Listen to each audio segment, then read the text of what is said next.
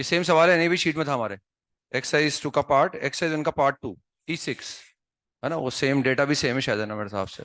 उस दिन बताया था शायद मैंने आपको ना। क्वेश्चन नंबर 5 में को डाउट हो, 5 के बाद 6 में को डाउट हो। 6 हो गया ना। इसमें लेमडा की 3 वैल्यू आती है हमारे पास, लेकिन 2 के केस में ए क्रॉस सी जीरो आता है। 2 के केस में ए क्रॉस सी जीरो आ जाता है।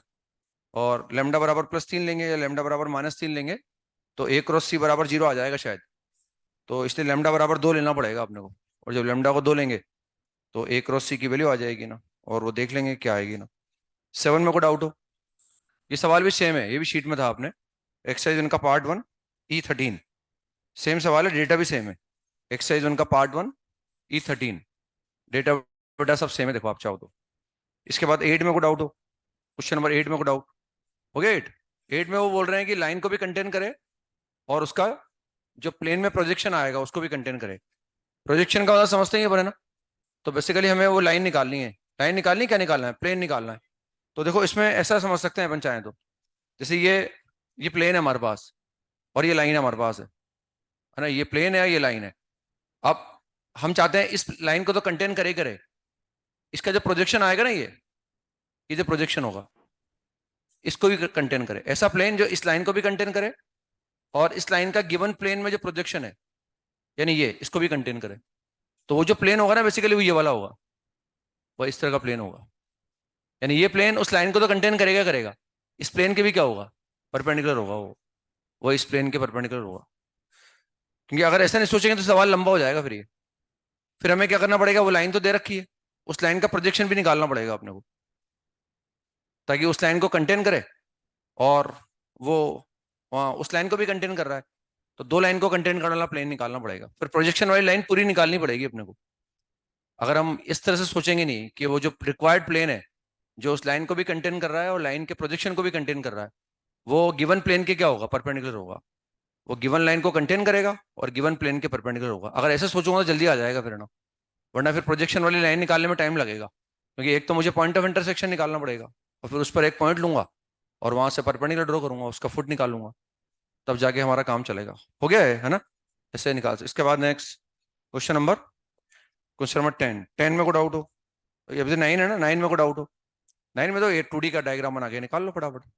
बाइसेक्टर आ गया y बराबर x, पॉइंट आ गया बीटा कॉमा बीटा -1, लेंथ तो परपेंडिकुलर निकाल ली हमने, उसको उसके बराबर इक्वेट कर दिया। नहीं, ये तो डायग्राम में बना दिया ना, अभी पॉइंट दोनों हमने डायग्राम बना के देख लिया। ये √3, क्या हो गया, √3, 1 पॉइंट हो गया, दूसरा पॉइंट हो गया 1, √3, उनको मिला दिया। और ये this respectively the position vector of ABC with respect to origin, the distance of C का मतलब हो गया 1, सी का मतलब हो गया बीटा कमा 1 - बीटा, और bisector of acute angle O N O B is this. तो ड्रॉ कर दो उसको ना, ये एक पॉइंट तो आ गया √3, 1, एक पॉइंट आ गया 1, √3, तो √3, 1 यहाँ आ जाएगा, ये √3, 1 ये पॉइंट यहाँ आ गया, ये तो ए पॉइंट आ गया। अब क्या आ गया 1, √3, वो पॉइंट यहाँ आ गया ना, ये ऐसा आ गया ना। अब इनके बीच में जो एक्यूट एंगल है, वो एक्यूट एंगल के बीच में, अब ये √3, 1 है तो ये एंगल 60 डिग्री का हो गया, और ये 1, √3 तो ये एंगल कितना हो गया, 30 डिग्री का हो गया। तो जो बाइसेक्टर हो गया वो ये वाला हो गया, एक्यूट एंगल का बाइसेक्टर।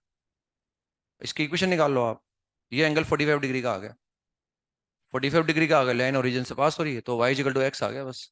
तो x - y = 0 लाइन आ गई। और वो जो बीटा कॉमा 1 - बीटा है, वहां से लेंथ ऑफ परपेंडिकुलर ड्रॉ कर दो और उसको 3/√2 के बराबर इक्वेट कर दो, तो बीटा की दो वैल्यू आ जाती है √3 and -1/√3, है ना। अब तो हो जाएगा मेरे हिसाब से। इसके बाद 10 में को डाउट हो, 10 के बाद 11 में को डाउट हो, वो हमें क्या निकालना है, लेंथ ऑफ परपेंडिकुलर निकालना है ना, तो उसके लिए तो फुट निकाल लो, या बिना फुट निकाले भी कर सकते हैं अपन। जैसे हमारे पास पहले फुट निकालने के बाद तो हो ही जाएगा, जैसे फुट भी पूछे और लेंथ ऑफ परपेंडिकुलर भी पूछे, तब तो फिर अपन फुट निकालेंगे सही ना। तो ये लाइन हमें दे रखी है x + 3/10, इसके बाद दिया हुआ है y -2/-7, y -2/-7, इसके बाद दिया हुआ है z/1, ये हमें दे रखा है। और वो जो पॉइंट दे रखा है उस पॉइंट को ना मैंने नाम दे दिया a, 2 -1 4, और हमें यहां से निकालना है लेंथ ऑफ परपेंडिकुलर। ये लेंथ ऑफ परपेंडिकुलर निकालना है मैंने, इसकी लेंथ निकालनी है अपने को। तो एक तो तरीका होता है ये बराबर लेमडा कर दिया, इस पॉइंट को निकाल लिया, फिर ए फैक्टर निकाल लिया, ए फैक्टर डॉट दिस बराबर 0, उससे लेमडा आ गया, लेमडा से फुट आ गया, फुट के बाद डिस्टेंस फॉर्मूला लगा दिया। उसके लिए फुट निकालना पड़ेगा। या हम ऐसा कर सकते हैं, देखो हमें ये लेंथ निकालनी, तो इस लाइन पर कोई एक पॉइंट बताओ आप। इस लाइन पे पॉइंट मैंने मान लिया बी, ये लाइन इस पॉइंट पे मान लिया ना, कितना आ गया -3, 2 और 0 आ गया। अब क्या मैं ये डिस्टेंस निकाल सकता हूँ? ये मैं डिस्टेंस निकाल सकता हूँ बाय यूजिंग डिस्टेंस फॉर्मूला। तो डिस्टेंस फॉर्मूला से ये डिस्टेंस निकाल लो। ये कितना आ जाएगा 25, उसके बाद कितना आएगा 9, उसके बाद आएगा 16, तो ये आ गया 5√2। ये डिस्टेंस आ गई 5√2। अब अगर ये एंगल मिल जाए ना हमें, तो वर्टिकल कंपोनेंट निकाल लेंगे अपन, 5√2 sin थीटा, है ना। अब बस अब ये निकालना है मुझे एंगल। तो ये एंगल निकालने के लिए क्या करें, जैसे अपन निकालते हैं ना दो पैरेलल लाइन के बीच में शॉर्टेस्ट डिस्टेंस निकालते हैं, समझ रहे हैं भाई। या तो इसका प्रोजेक्शन निकाल के ये निकाल लो, मेरी बात समझ रहे हैं। इस वेक्टर का प्रोजेक्शन निकाल लो इस लाइन पर, तो ये कंपोनेंट आ जाएगा, फिर पाइथागोरस थ्योरम लगा लो। या वो लिखते हैं ना mod of A B sine theta. किसी दो पैरेलल लाइन के बीच में डिस्टेंस निकालने के तीन तरीके पड़ते हैं अपन। दो पैरेलल लाइन के बीच में डिस्टेंस निकालने के तीन तरीके, एक तो फुट निकाल के करो, एक mod A B sine theta हो जाता है, एक हम जो है पाइथागोरस थ्योरम लगा देते हैं ना। तो अगर ये एंगल निकल जाएगा तो भी काम। अब ये एंगल कैसे निकालेंगे, इससे ये बी ए वेक्टर निकाल लो, एक तो बी ए वेक्टर निकाल लो, और लाइन जिस वेक्टर के पैरेलल है उस वेक्टर को बी मान लो। मैंने मान लिया वो लाइन जिस वेक्टर के पैरेलल 10 -7 1 इसके पैरेलल है। तो ये जो एंगल निकालूंगा ऐसा निकाल लूंगा, cos theta is equal to this is B A vector dot B vector upon mod of B A और इंटू मॉड ऑफ बी। बस ये थीटा आ जाएगा इससे ना। और थीटा आने के बाद कुछ तो थीटा मेरे हिसाब से 30 डिग्री आ जाता है, शायद 30 डिग्री आ जाता है, थीटा बराबर 30 डिग्री। और थीटा 30 आने के बाद ये कितना हो जाएगा 5√2 sin 30 इज 1/2। तो आंसर इज 5/√2। समझ रहे मेरी बात। तो फुट निकालने के बाद तो आ ही जाएगा खैर, फुट तो लेमडा मान लिया, ए फैक्टर निकाल लिया, डॉट 0 कर दिया, लेमडा आ गया, फुट आ गया, फुट के बाद डिस्टेंस थोड़ा लगा दिया, है ना। ऐसे लेंथ तो परपेंडिकुलर निकाल सकते हैं अपन। इसके बाद नेक्स्ट 12 पे आ गए अपन। 12 में को डाउट हो, 13 में को डाउट। 13 में हमें उनकी लाइन ऑफ इंटरसेक्शन से निकालने वाला वो प्लेन निकालना है जो एक दूसरे प्लेन के परपेंडिकुलर है। और अगर दो प्लेन परपेंडिकुलर है तो उनके नॉर्मल भी क्या है, परपेंडिकुलर है। तो वो तो आ गया P1 प्लस लेमडा P2 बराबर 0। उनकी लाइन ऑफ इंटरसेक्शन से पास होने वाला फैमिली ऑफ प्लेन तो कितना हो गया P1 प्लस लेमडा P2 बराबर 0। अब यहां से निकालो डायरेक्शन रेशो, है ना भाई। वो दो प्लेन दे रखे ना, उनकी लाइन ऑफ इंटरसेक्शन से पास होने वाला फैमिली ऑफ प्लेन आ गया। अब हम चाहते हैं ये प्लेन जेड एक्स प्लेन के क्या हो, परपेंडिकुलर हो। तो इसका नॉर्मल और जेड एक्स प्लेन का नॉर्मल आपस में क्या होंगे, परपेंडिकुलर होंगे। जेड एक्स प्लेन का नॉर्मल क्या होगा, जेड एक्स दे रखा है, क्या दे रखा है x y, x Y plane का नॉर्मल क्या होगा के। तो इसका नॉर्मल के डायरेक्शन रेशो निकाल लो, इसके नॉर्मल के डायरेक्शन रेशो निकाल लेंगे, एक्स का कोफिशिएंट, वाई का कोफिशिएंट, जेड का कोफिशिएंट। और एक्स वाई प्लेन का नॉर्मल क्या हो गया, के कैप हो गया, है ना। यही बोल दो 0 0 1 हो गया। बस डॉट प्रोडक्ट निकाल दो, A1 A2 B1 B2 C1 C2 बराबर 0। उससे लेमडा की वैल्यू आ गई, लेमडा को यहाँ रख दिया, उससे वो प्लेन आ गया। यही तो करना है हमें, उन लाइन को कंटेन करने वाला प्लेन हो गया। अब ये प्लेन और एक्स वाई प्लेन आपस में क्या है, परपेंडिकुलर। दो प्लेन अगर परपेंडिकुलर है तो इनके नॉर्मल भी आपस में क्या होंगे, परपेंडिकुलर होंगे। तो एक्स वाई प्लेन का नॉर्मल निकाल लिया, इसका नॉर्मल निकाल लो, और उनका A1 A2 B1 B2 C1 C2 बराबर 0 कर दो, लेमडा आ जाएगा। 14 में को डाउट हो, 14 में को डाउट। 14 में भी हमें लेंथ ऑफ परपेंडिकुलर निकालना है, क्योंकि वो बोल रहे हैं कि एबीसी ट्राइंगल का एरिया निकालो। उसने बीसी की लेंथ रखी। हाँ, अब ए कहीं भी हो, बी और सी कहाँ है, लाइन पर है ना हमारे पास। तो बस ए से उस लाइन की क्या निकाल लो, परपेंडिकुलर डिस्टेंस निकाल लो। बी और सी कहाँ हो उससे मतलब ही नहीं है मुझे ना, बी और सी हमारे पास कहाँ है उस लाइन पर, इससे कोई मतलब नहीं है ना। कहीं भी हो, अब ये ए पॉइंट हमारे पास यहाँ है, बी और सी कहीं भी हो यहाँ पर, है ना। चाहे भले वो ऐसे हो या ऐसे हो, मान लो ये बी मैंने मान लिया और ये सी मैंने मान लिया। अब अगर वो ऐसे भी डायग्राम होगा ना,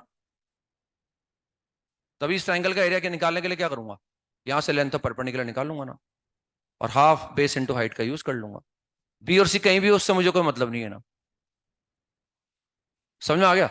बस उस ए पॉइंट की मुझे लाइन से परपेंडिकुलर डिस्टेंस निकालनी है। ए भी फिक्स पॉइंट है, बी और सी मुझे पता नहीं है, लेकिन वो ट्राइंगल का एरिया पूछ रहे हैं और ऑप्शन से लग रहा है कि एरिया कांस्टेंट है, मतलब बी और सी कांस्टेंट है।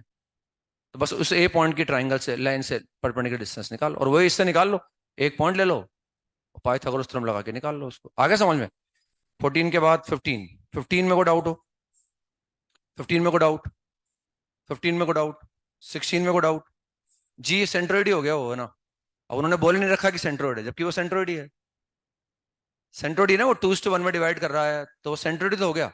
फटाफट हमने सेंट्रोइड निकाल लिया, और सेंट्रोइड निकालने के बाद ओजी वेक्टर निकाल लो, एक ओए वेक्टर निकाल लो, एक ओजी वेक्टर और एक ओए वेक्टर। तो उससे बस उनके बीच में एंगल निकाल लेंगे ना। 17 में को डाउट हो? क्वेश्चन नंबर 17 में को डाउट? अब इस 17 में क्या है, लकीली क्या हो रहा है कि हमें वो गिवन लाइन पे पॉइंट दिया हुआ नहीं है। वो बोल रहे हैं कि भाई हमारे पास एक पॉइंट है और उस पॉइंट से हम प्लेन पर ड्रॉ करेंगे परपेंडिकुलर, जो उसका फुट आएगा ना वो दूसरे प्लेन पे लाई करना चाहिए, ये निकालना है अपने को। तो हमें पता नहीं लाइन पर पॉइंट कौन सा पॉइंट ले जिसका फुट आएगा वो दूसरे प्लेन में लाई करना चाहिए। तो लकीली लाइन जिस पॉइंट से पास हो रही है ना उसका फुट निकालो आप, और वही दूसरे प्लेन में लाई कर रहा है। तो वो हिट एंड ट्रायल लगाया तो काम चल गया उससे ना। लाइन पर जो पॉइंट है क्या दे रखा है, 1 - 1 0 दे रखा है, वो 1 - 1 0 दे रखा है ना। अब इसका उस प्लेन के about x + y + z about बराबर 3 के about foot of the perpendicular निकाल लो, और वही जो फुट आ रहा है ना वो दूसरे प्लेन पे लाई कर रहा है। ये लकीली हुआ है ऐसा ना, वरना हम क्या करेंगे, हम लाइन पर कोई एक जनरल पॉइंट ले लेंगे, उसका फुट निकालेंगे, तो वो लेमडा में आएगा हमारे पास। फिर लेमडा को दूसरे प्लेन में रखेंगे तब जाके लेमडा की वैल्यू आएगी। हम लाइन पर एक पॉइंट लेना पड़ेगा ना भाई अपने को। लाइन पर अपन एक पॉइंट ले लेंगे और एक प्लेन दे रखा है अपने को, तो लाइन पर एक वेरिएबल पॉइंट लिया, वो तो लकीली गया हमने वो पॉइंट लिया ना, वो काम कर गया ना। तो लाइन पर एक पॉइंट ले लिया, मान लो ए पॉइंट ले लिया, और जो गिवन प्लेन हमारे पास है, गिवन प्लेन कौन सा है, x + y + z = 3, और लाइन पर पॉइंट लूंगा तो बराबर लेमडा कर दूंगा, तो बराबर लेमडा से कितना आ गया, 2λ + 1 आ गया। इसके बाद कितना आ जाएगा, माइनस का लेमडा -1 आ जाएगा। इसके बाद कितना आएगा, लेमडा आ जाएगा। अब इसका मैं इस प्लेन के about foot of the perpendicular निकालूंगा, वो इन टर्म्स ऑफ लेमडा ही आएगा। फिर वो जो फुट ऑफ द परपेंडिकुलर आएगा उसको मैं दूसरे प्लेन में रखूंगा, x - y + z = 3 में, उससे फिर लेमडा की वैल्यू निकल जाएगी, है ना। और लेमडा की वैल्यू को मैं उस फुट में रख दूंगा वहां पर। समझ में आ गया, है ना। तो ऐसे निकाल लेंगे। इसके बाद नेक्स्ट 16 में को डाउट हो? 16 में को डाउट हो गया ना, वो तो उनके perpendicular lambda into a + b cross a - b आ गया ना। 16 था क्या वो? अच्छा 18 पर अच्छा वो 18 मुझे दिख नहीं रहा ना, वो दिखता तो है लेकिन क्या करें, कई बार कम दिखता है। 18 में को डाउट? 19 में को डाउट? 19 में तो वही जैसे लाइन में निकालते हैं ऐसे निकाल लो, एक बार प्लस साइन लेके एक बार, और चेक कर लो भाई, दो बाइसेक्टर आ गए हमारे पास, चेक कर लो कौन कौन सा पॉइंट उन बाइसेक्टर को सेटिस्फाई कर रहा है। 20 में को डाउट हो गया 20? बताना है, हो गया ना।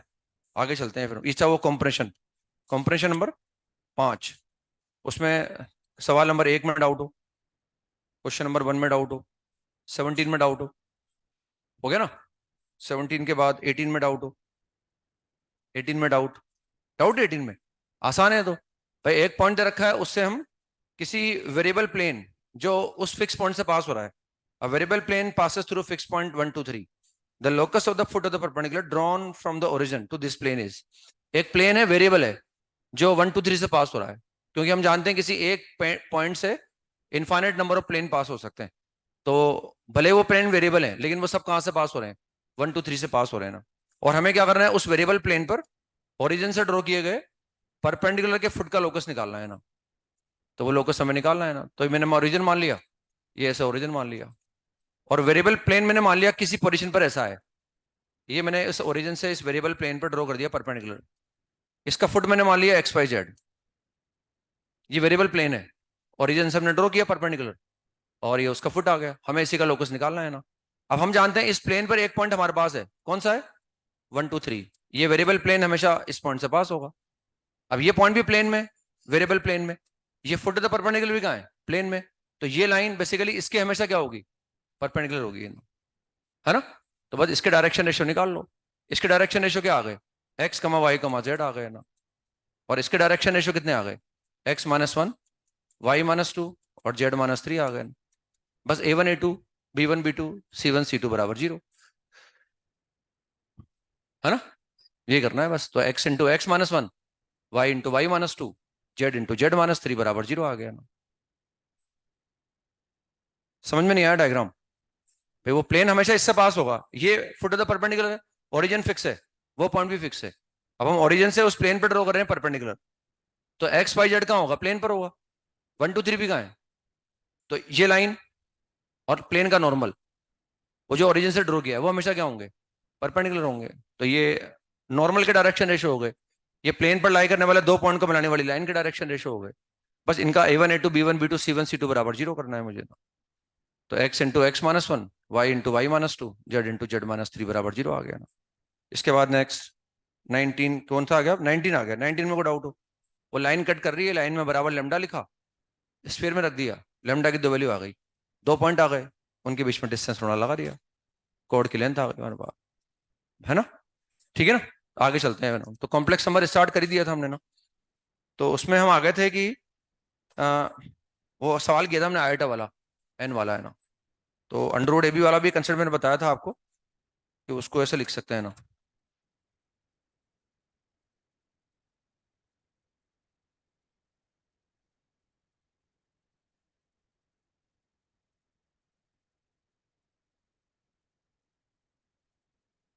तो नेक्स्ट पॉइंट लिखे है ना, if Z is equal to, if Z is equal to x plus iota Y, X comma Y belongs to R and iota is equal to square root of -1, be a complex number. If z is equal to x plus iota y be a complex number, then first real part of z,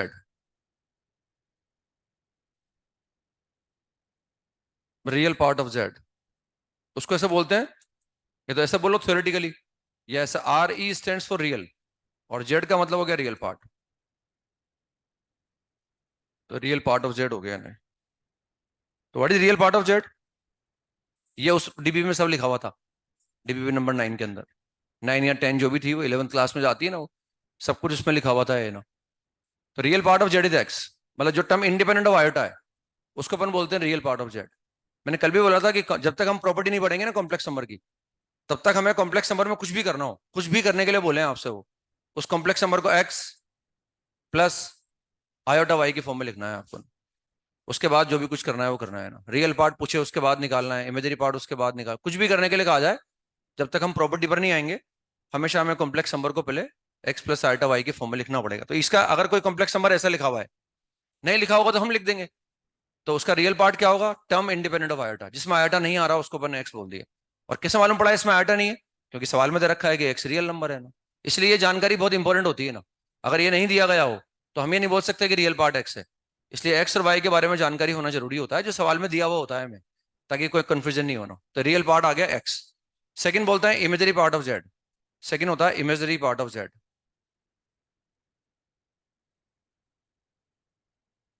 imaginary part of Z, उसको बोलते हैं ऐसे, I am Z, I am not Z, I am के जे, है ना? लेकिन ऐसे बोलते हैं आई एम जेड, यानी कोफिशिएंट ऑफ आयोटा, ऐसा बोल सकते हैं, जैसे coefficient of iota, coefficient of iota.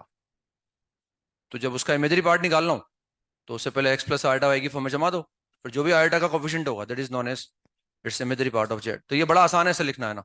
जैसे for example if Z is equal to, z is equal to, if Z is equal to, z is equal to -1 minus का under root of -3, ऐसा लिखा हुआ है, तो मुझे इसका रियल और इमेजरी पार्ट निकालना है ना। तो कोई बात नहीं, मुझे एक्स प्लस आयोटा वाई की फॉर्म में जमाना है ना। ये कल सब सिखा दिया मैंने आपको ना, थोड़ा बहुत पहले से भी आता था आपको, और मैंने कल सिखा भी दिया आपको ना, बस इसका इमेजरी पार्ट निकाल सकते हैं अपन। तो क्या लिखेंगे? -1 तो -1 है, माइनस साइन की जगह माइनस साइन, इसको लिख दिया 3 × 1, तो एक तो √3 आ गया, एक अंडर रूट -1 आ गया, तो ये कितना हो गया? आयोटा हो गया ना। तो ये आ गया -1, फिर प्लस, फिर आयोटा, फिर माइनस का √3, एग्जैक्टली ये एक्स प्लस आयोटा वाई की फॉर्म में लिखा हुआ है ना। अब मुझे कोई दिक्कत नहीं है ना। But real part of Z -1, imaginary part of Z -√3, तो रियल पार्ट -1 आ गया और इमेजरी पार्ट वो आ गया ना। अगर मैं इसकी बात करूंगा, z is equal to -√2, find the real part of this and imaginary part of this, real part is -√2, but imaginary part, imaginary part 0 हो जाएगा ना, क्योंकि इस कॉम्प्लेक्स नंबर को मैंने ऐसे लिख लिया -√2, ये एक्स प्लस आयोटा वाई हो गया ना। अब ये एक्स प्लस आयोटा वाई के फॉर्म में लिखा हुआ नहीं था तो मैंने लिख दिया उसको ना, तो ये इसका रियल पार्ट आ गया, ये इसका इमेजरी पार्ट आ गया, है ना। मतलब हमें किसी भी तरह से उसे एक्स प्लस आयोटा वाई के फॉर्म में लिखना पड़ेगा पहले ना, लिखा हुआ हो तो ठीक है, वरना हमें लिखना पड़ेगा, तब जाके हम रियल पार्ट और इमेजरी पार्ट निकाल सकते हैं ना। अगेन लिखें, if Z is equal to, ऐसे लिखें, let Z is equal to, next फिर लिख रहे हैं कुछ छोटी छोटी बातें लिख रहे हैं, Z is equal to x plus iota Y, let Z is equal to x plus iota Y, where X comma Y belongs to R and iota is equal to square root of -1. Be a complex number. Be a complex number.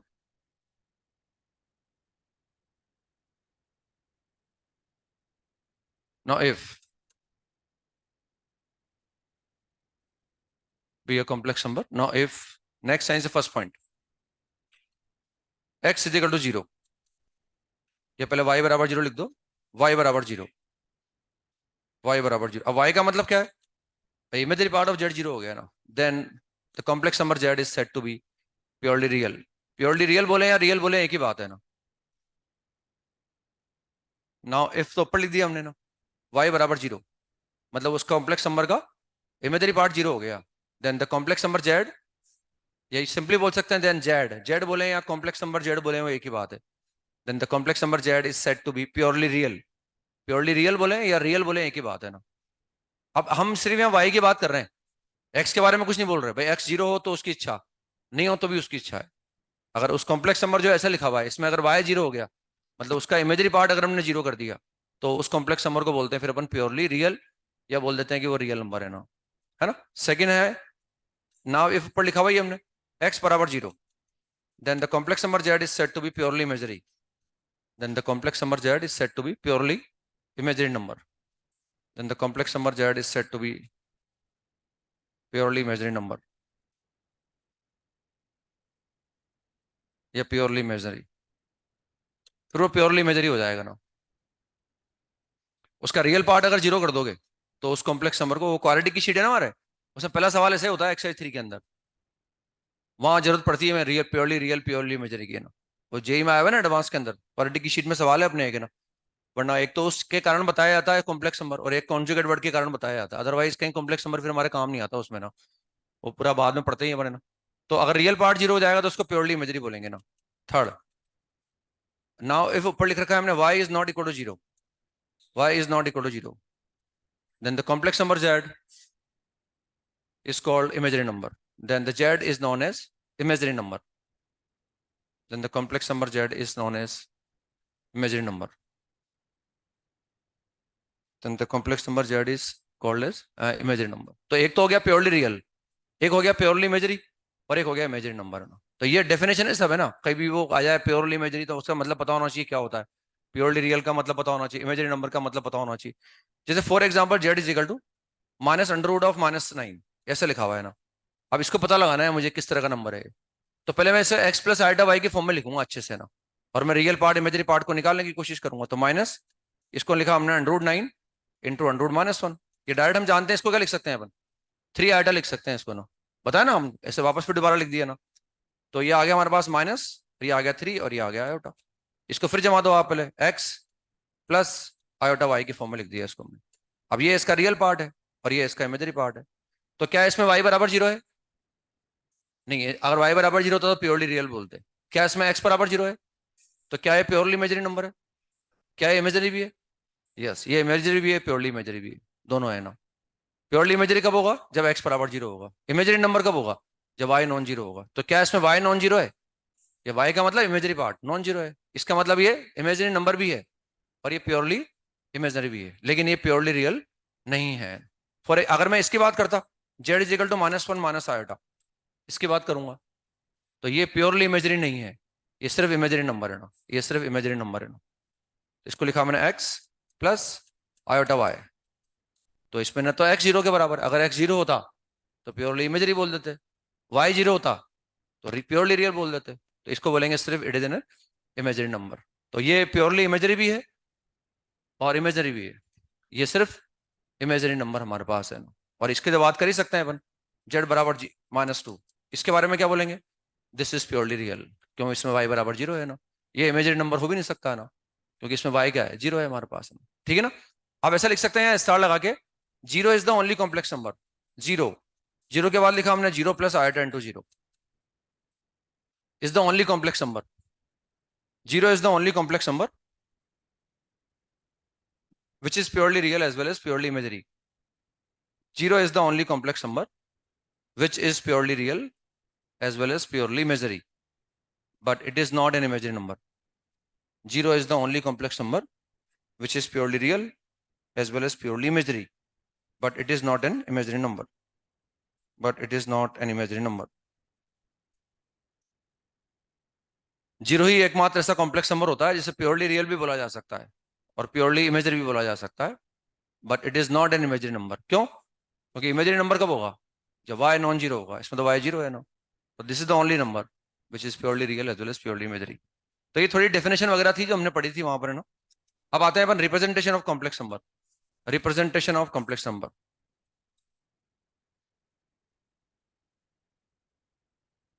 Representation of complex number. Representation of a complex number.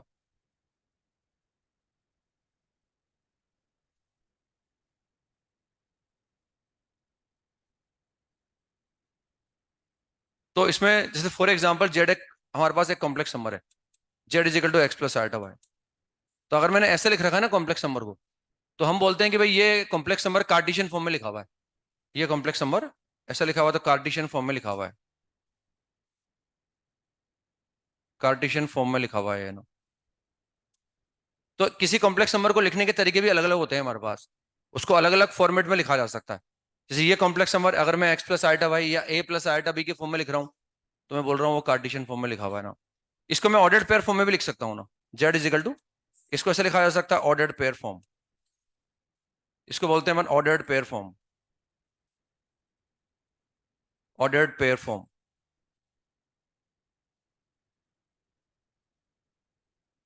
Ordered pair form.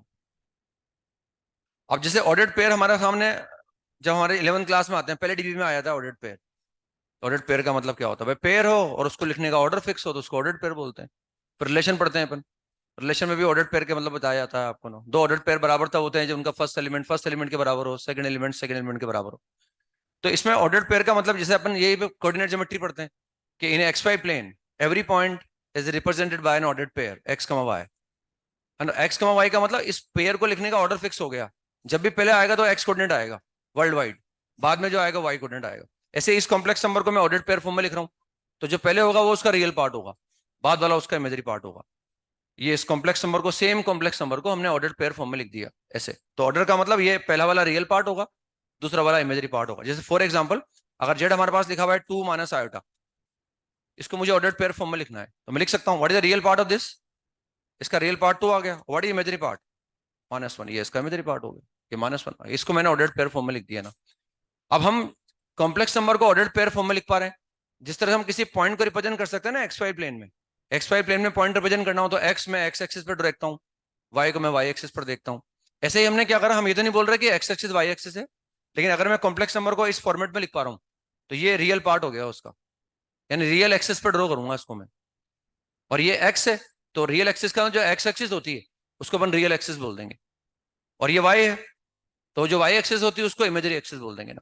तो complex number को हम एक plane में represent कर सकते हैं, उस plane को बोला जाता है कॉम्प्लेक्स प्लेन या आर्गन प्लेन, उसको ऐसा बोला जाता है ना। तो हमने एक प्लेन बना दिया है ना, आर्गन प्लेन। ये जो वाई एक्सिस था उसको इमेजरी एक्सिस बोल दिया, और जो एक्स एक्सिस था उसको रियल एक्सिस बोल दिया ना। ये रियल एक्सिस हो गया ना, और ये इमेजरी एक्सिस हो गया ना।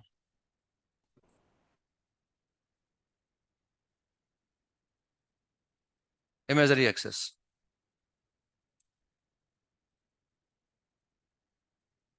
तो यहाँ जो नंबर होंगे प्योरली रियल नंबर आ जाएंगे ना। यानी जैसे हम जानते हैं यहाँ जो नंबर होते हैं उनका वाई क्या होता है?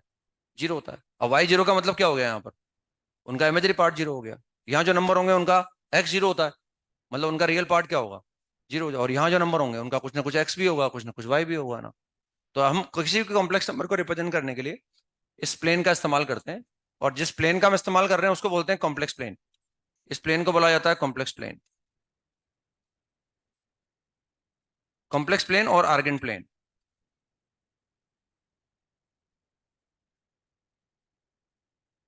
कॉम्प्लेक्स प्लेन और आर्गन प्लेन। तो जैसे मेरे पास कॉम्प्लेक्स नंबर मान लो ये था z is equal to 2 minus iota. इस कॉम्प्लेक्स नंबर को मुझे रिप्रेजेंट करना है इस कॉम्प्लेक्स प्लेन में। तो पहले मैंने क्या करा, इसको ऑर्डर्ड पेयर फॉर्म में लिख दिया, ऐसा आ गया। अब इसका रियल पार्ट कितना है? +2। तो ये पॉजिटिव रियल एक्सिस हो गई, ये नेगेटिव रियल एक्सिस, ये पॉजिटिव इमेजरी एक्सिस, ये नेगेटिव इमेजरी एक्सिस। तो रियल पार्ट क्या है इसका? 2 पॉजिटिव हो गया। तो रियल पार्ट मैंने 2 मार्क कर दिया है। इमेजरी पार्ट क्या है इसका? -1, तो -1 यहाँ आ गया हमारे पास। तो ये पॉइंट आ गया हमारे पास। इस कॉम्प्लेक्स प्लेन में ये एक पॉइंट है और ये पॉइंट एक कॉम्प्लेक्स नंबर को रिप्रेजेंट कर रहा है, दैट इज 2, -1। तो ये पॉइंट आ गया हमारे पास दिस जेड, और ये हो गया 2, -1। अब जैसे मुझे कॉम्प्लेक्स नंबर 2 आइटा को रिप्रेजेंट करना हो, इसको मुझे कॉम्प्लेक्स प्लेन में रिप्रेजेंट करना है, तो कर सकते हैं। इसका रियल पार्ट क्या है? 0, तो एक्स तो 0 हो गया। वाई बराबर कितना है? +2, तो वाई बराबर +2 आ गया ना। ये वाई बराबर +2 आ गया, तो 0,2 लिख दिया इसको। ये कोई दूसरा कॉम्प्लेक्स नंबर हो गया, Z1 मान लो उसको ना। ये कॉम्प्लेक्स नंबर ऐसा आ गया, तो ये 2 आइटा हो गया। अब जो भी कॉम्प्लेक्स नंबर यहाँ होगा ना, उन सबका एक्स तो 0 होगा, उनका वाई क्या होगा? पॉजिटिव होगा। यानी ये यहाँ आने वाले कॉम्प्लेक्स नंबर क्या होंगे बताओ? यहाँ आने वाले कॉम्प्लेक्स नंबर किस तरह के होंगे? 3 कैटेगरी में डिवाइड कर दिया हमने कॉम्प्लेक्स नंबर को, प्योरली रियल, प्योरली इमेजरी या इमेजरी। तो जो कॉम्प्लेक्स नंबर यहाँ आएंगे उनका एक्स क्या होगा? मतलब वो क्या होंगे? प्योरली इमेजरी होंगे। जो भी कॉम्प्लेक्स नंबर यहाँ आएगा वो प्योरली इमेजरी आएगा। जो कॉम्प्लेक्स नंबर यहाँ आएगा उनका वाई क्या होगा? यानी वो क्या होगा? प्योरली रियल होगा। अब ये कॉम्प्लेक्स नंबर दोनों में आ रहा है, तो ये प्योरली रियल भी है और प्योरली इमेजरी भी है। और जो कॉम्प्लेक्स नंबर अब यहाँ आएंगे या यहाँ आएंगे या यहाँ आएंगे, वो क्या होंगे? इमेजरी होंगे, क्योंकि उनका वाई 0 नहीं होगा ना, इसलिए उनको इमेजरी नंबर बोलेंगे। इसका मतलब every point in a complex plane represents a complex number. ये एक पॉइंट है, ये एक पॉइंट है कॉम्प्लेक्स प्लेन के अंदर, मतलब ये किसी कॉम्प्लेक्स नंबर को रिप्रेजेंट कर रहा है जिसका रियल पार्ट भी पॉजिटिव है और इमेजरी पार्ट भी पॉजिटिव है।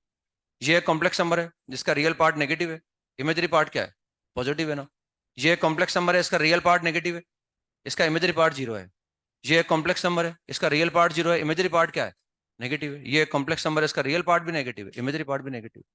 तो every point in a complex plane represents a complex number. हम कॉम्प्लेक्स नंबर को एक प्लेन में रिप्रेजेंट कर सकते हैं किसी पॉइंट से, यानी जो भी पॉइंट मैं कॉम्प्लेक्स नंबर में बनाऊंगा, कहीं भी बनाऊं उसको मैं, अगर वो कॉम्प्लेक्स प्लेन में है, तो इसका मतलब वो किसी न किसी कॉम्प्लेक्स नंबर को रिप्रेजेंट कर रहा है ना। तो लिख सकते हैं every point in a complex plane represents a complex number. ये रिप्रेजेंटेशन का मतलब है, इसका काफी यूज करेंगे हम ना, इस कॉम्प्लेक्स प्लेन का। थोड़ा कॉम्प्लेक्स नंबर से लगा होगा आपको इस ज्योमेट्री से ना। Every point in a complex plane represents a complex number. तो ये ऐसे रिप्रेजेंट किया जाता है किसी कॉम्प्लेक्स नंबर को ना। अब आते हैं अपन conjugate of a complex number. Representation का यूज करता रहूंगा, थोड़ा मैंने इंट्रोडक्शन दे दिया आपको ना, अब आगे इसका यूज करते रहेंगे अपन। Conjugate of a complex number, conjugate of a complex number, conjugate of a complex number.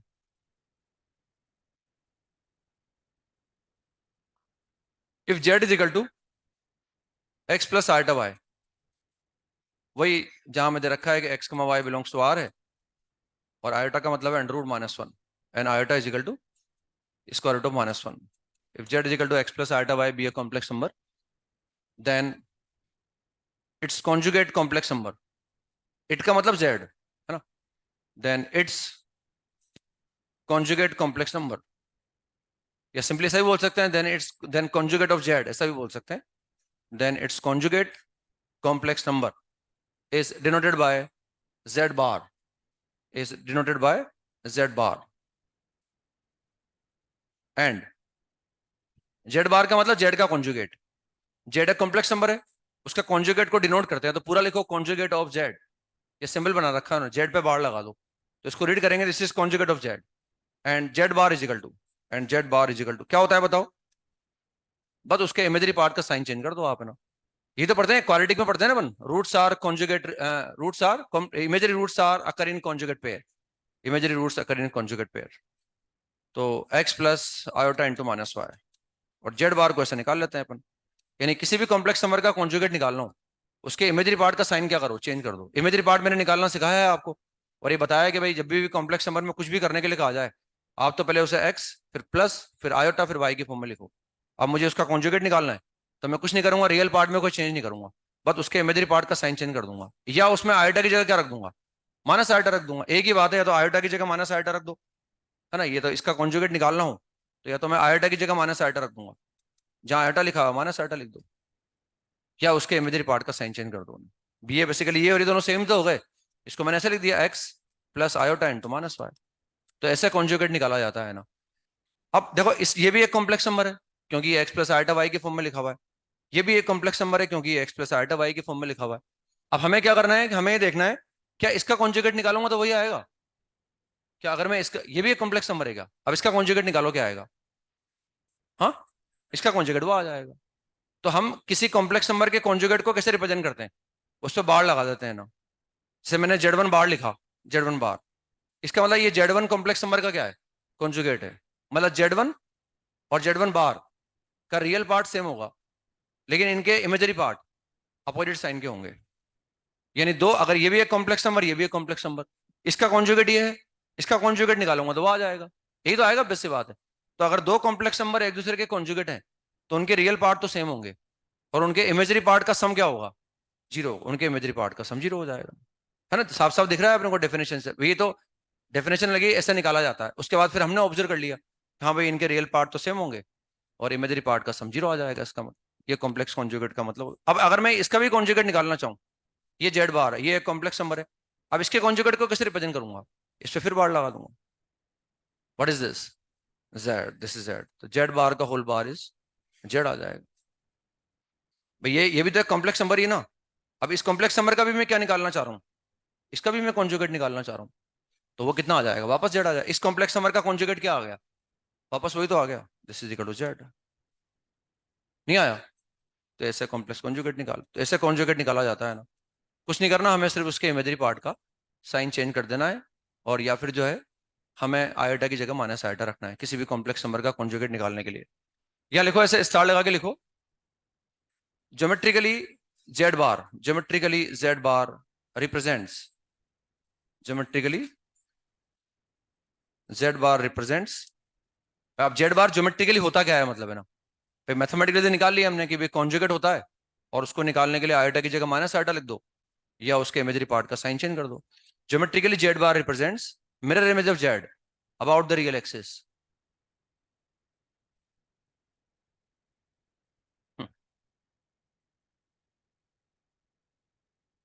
Geometrically, Z bar represents mirror image of Z about the real axis. Mirror image of Z about the real axis. यानी ये mirror image होता है Z का, किसके? Real axis के about उसका mirror image होता है ना। जैसे अपन देख सकते हैं, मिरर इमेज समझते हैं अपन। जैसे मान लो जेड हमारे पास एक कॉम्प्लेक्स नंबर है, एक्स प्लस आइटा वाई। इसको मैं ऑर्डर्ड पेयर फॉर्म में ऐसे लिख सकता हूँ, इसको मैंने ऑर्डर्ड पेयर फॉर्म में ऐसे लिख दिया ना। अब इस कॉम्प्लेक्स नंबर को लोकेट करो आप। जब लोकेट कर रहे हैं तो ये मान के चल रहे हैं कि एक्स और वाई दोनों पॉजिटिव है ना। तो मैंने मान लिया ये एक्स है, यहाँ से यहाँ तक ये एक्स है हमारे पास है, और उसको मैंने वाई मान लिया ना, ये हमारे पास वाई है। वो तो जब एक्चुअल होगा तो सब कुछ ड्रॉ कर देंगे अपने ना, पॉजिटिव होगा नहीं। तो ये जेड हमने यहाँ लोकेट कर दिया, ये जेड हमारे पास यहाँ है, और ये ऐसा आ गया ना, ये एक पॉइंट आ गया कॉम्प्लेक्स प्लेन में। अब इसका मिरर इमेज निकालो आप रियल एक्सिस के अबाउट। तो रियल एक्सिस के अबाउट मिरर इमेज निकालना आता है हमें। मिरर इमेज का मतलब ही पता है हमने को। ये ड्रॉ किया परपेंडिकुलर, अब जितना ये ऊपर है उतना नीचे आ जाएगा ना। तो ये इसका हमारे पास मिरर इमेज आ गया ना। और अगर ये मिरर इमेज है तो ये दोनों का रियल पार्ट तो क्या है? सेम। इसका इमेजरी पार्ट वाई है, इसका कितना हो गया? माइनस वाई हो गया ना। तो जेड बार मिरर इमेज ही आ गया ना वो। आगे समझ में? तो ज्योमेट्रिकली जेड बार का मतलब होता है mirror image of Z about the real axis. इसका फिर जेड निकालो, इसका भी कॉन्जुगेट निकालना है। इसका कॉन्जुगेट निकालने का मतलब इसका मिरर इमेज निकालना है अबाउट द रियल, तो वापस जेड आ जाएगा ना। तो जेड बार का होल बार बराबर वो जेड आ गया वापस, है ना। ऐसे इसको निकाल सकते हैं ना। अब यहां ध्यान से देखो आप, ऐसा कब हो सकता है कि जेड और जेड बार बराबर आ जाए? भाई उस पॉइंट का मिरर इमेज वही आ जाए जब वो रियल एक्सिस पर होगा। रियल एक्सिस पर होने वाले कॉम्प्लेक्स नंबर को क्या बोलते हैं अपन? Purely real. अगर कॉम्प्लेक्स नंबर प्योरली रियल है तो वही उसका कॉन्जुगेट होगा, मतलब उसका मिरर इमेज वही आ जाएगा ना। ठीक है ना? यहाँ ऐसे लिख सकते हैं ना, हम ऐसे स्टार लगा के लिख सकते हैं, if the complex number Z is purely real, if the complex number Z is purely real, if the complex number Z is purely real. मतलब प्योरली रियल अपन थ्योरेटिकली बोल रहे हैं, लेकिन ज्योमेट्रिकली उसका डायग्राम हमारे माइंड में चल रहा है। प्योरली रियल का मतलब वो एक्स एक्सिस पर हो गया है ना, या रियल एक्सिस पर हो गया। If the complex number z is purely real, then z bar is equal to z. Z bar is equal to z. Z bar is equal to z. Hindi बोलो रहा ना तो सर भाषा करते हैं। या मैं उल्टा बोलूं, मान लो कि कॉम्प्लेक्स नंबर z इस तरह से है कि z bar is equal to z। Complex number इस तरह से हमारे पास कि वो complex number z in such way that z is equal to z bar. इसका मतलब क्या हो गया? अगर z बराबर z बार है तो इसका मतलब होगा ये सब नाव का वो प्योरली रियल हो जाएगा ना। ये एक indirectly information, z if z is equal to z bar it means that is purely real. या यूं बोल सकते हैं if z minus z bar बराबर 0, तुला मग ते सगळं सांगतो देन मी कसं Z is purely real.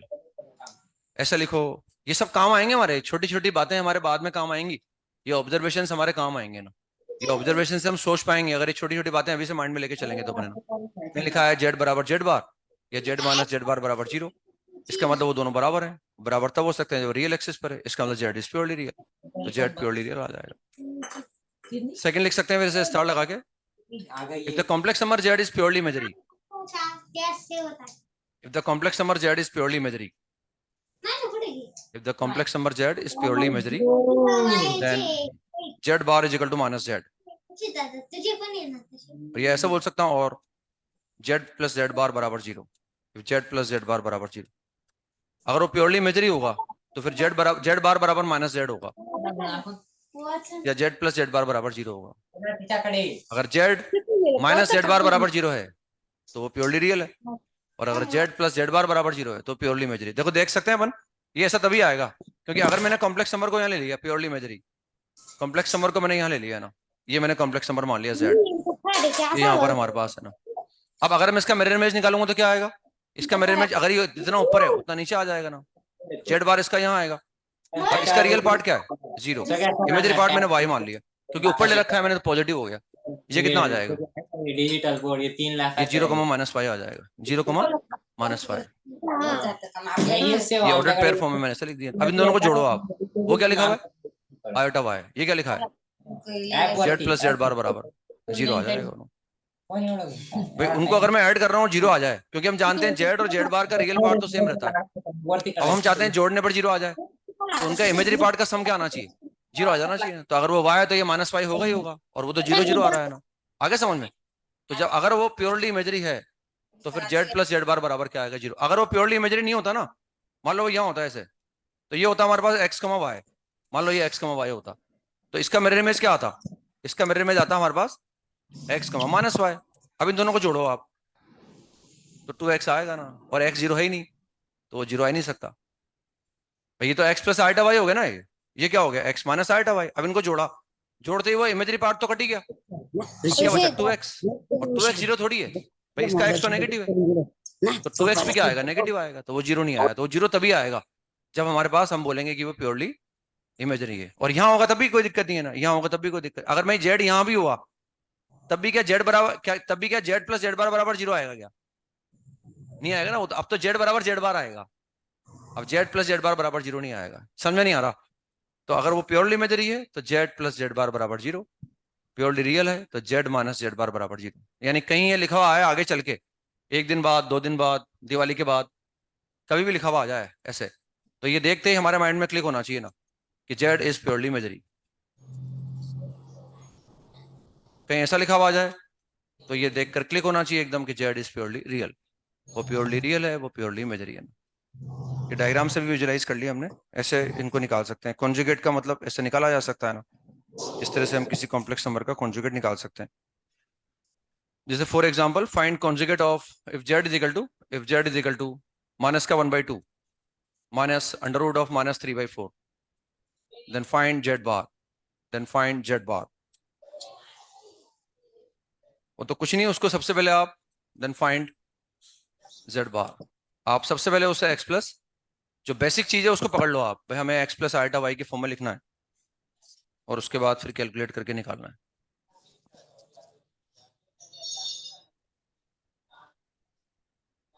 Then find z बार, तो बस उसको सीधे सीधे ढंग से लिख लो x प्लस आइटा वाई के फॉर्म में, अपने आप उसका कॉन्जुगेट निकाल देंगे। तो ये कितना आ गया z is equal to minus half, तो अपनी जगह है माइनस, ये आ गया अंडर रूट 3/4, और साथ में कितना आ गया आयोटा आ गया ना, तो ये आ गया x फिर प्लस फिर आयोटा माइनस का रूट 3/2। मतलब मैं कॉन्जुगेट निकाल सकता हूँ ना, therefore z bar is equal to real part में को चेंज नहीं करना, या तो आयोटा की जगह माइनस आयोटा रख दूंगा, या उसके इमेजरी पार्ट का साइन चेंज कर दूंगा, तो ये कॉन्जुगेट आ गया। ठीक है ना, ऐसे हमने निकाल लिया इसको। अब ना तो z बराबर z बार है और ना z प्लस z बार बराबर 0 है, z के बराबर, z और z बार बराबर भी नहीं है ना। बराबर होते तो इसका मतलब प्योरली रियल होता, रियल एक्सिस पर होता। इनका सम भी 0 नहीं आ रहा, इनका सम 0 आ रहा होता तो प्योरली इमेजरी हो जाता। तो ये सिर्फ इमेजरी नंबर है ना ये प्योरली रियल है ना ये प्योरली इमेजरी है। अब आते हैं algebra of complex numbers. Next now we come to algebra of complex numbers. Algebra of, ये कॉन्जुगेट भी शायद उस कंपैरिजन में था। एल्जेब्रा ऑफ कॉम्प्लेक्स नंबर्स, तो इसमें फर्स्ट पॉइंट लिखेंगे अपन inequality in case of inequality.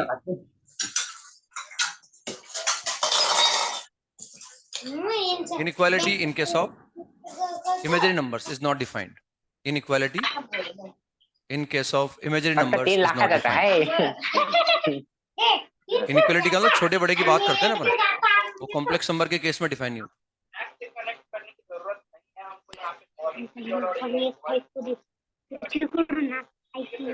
तूने ऐकायला तू काय समोर राहिला? हेलो, तुला भाऊ काय त्याच्यातलं काही समजणार नाहीये मला काय लेक्चर तर काही समजणार नाही तुला।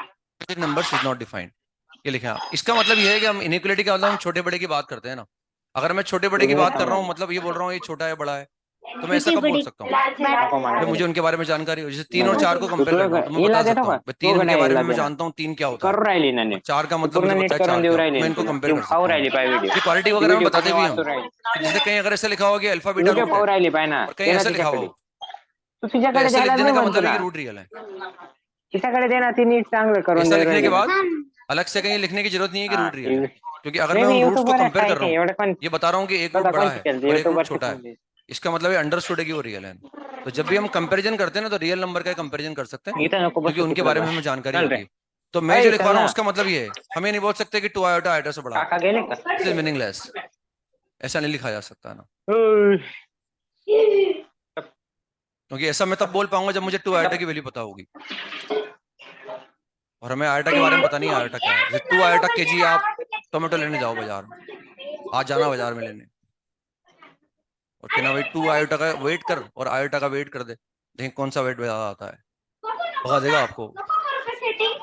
जानते नहीं हो 2 आयोटा क्या होता है, तो हम कंपेयर उन्हीं को कर सकते हैं जिनके बारे में हमें जानते। अब इसकी वैल्यू हम जानते ही नहीं है, तो हम कैसे कहेंगे 2 आयोटा आयोटा से बड़ा होगा। हम ऐसा भी नहीं बोल सकते कि 3 + 4 काही आयोटा वेळासाठी देणार चुपचाप बड़ा है -1 -5 आयोटा से, नाही दे भाई यहाँ 3 है, यहाँ -1 है, जाऊ दे यहाँ पर तुझं 4 नीट है, नाही वो म्हणत -5, किती ऐसा तरी नहीं बघू बोल राहिले सकते, तुला बघ क्योंकि हमें इस नंबर के बारे में, इसकी वैल्यू के बारे में कोई जानकारी नहीं है, इसलिए इमेजिनरी नंबर को हम कभी कंपेयर नहीं कर सकते।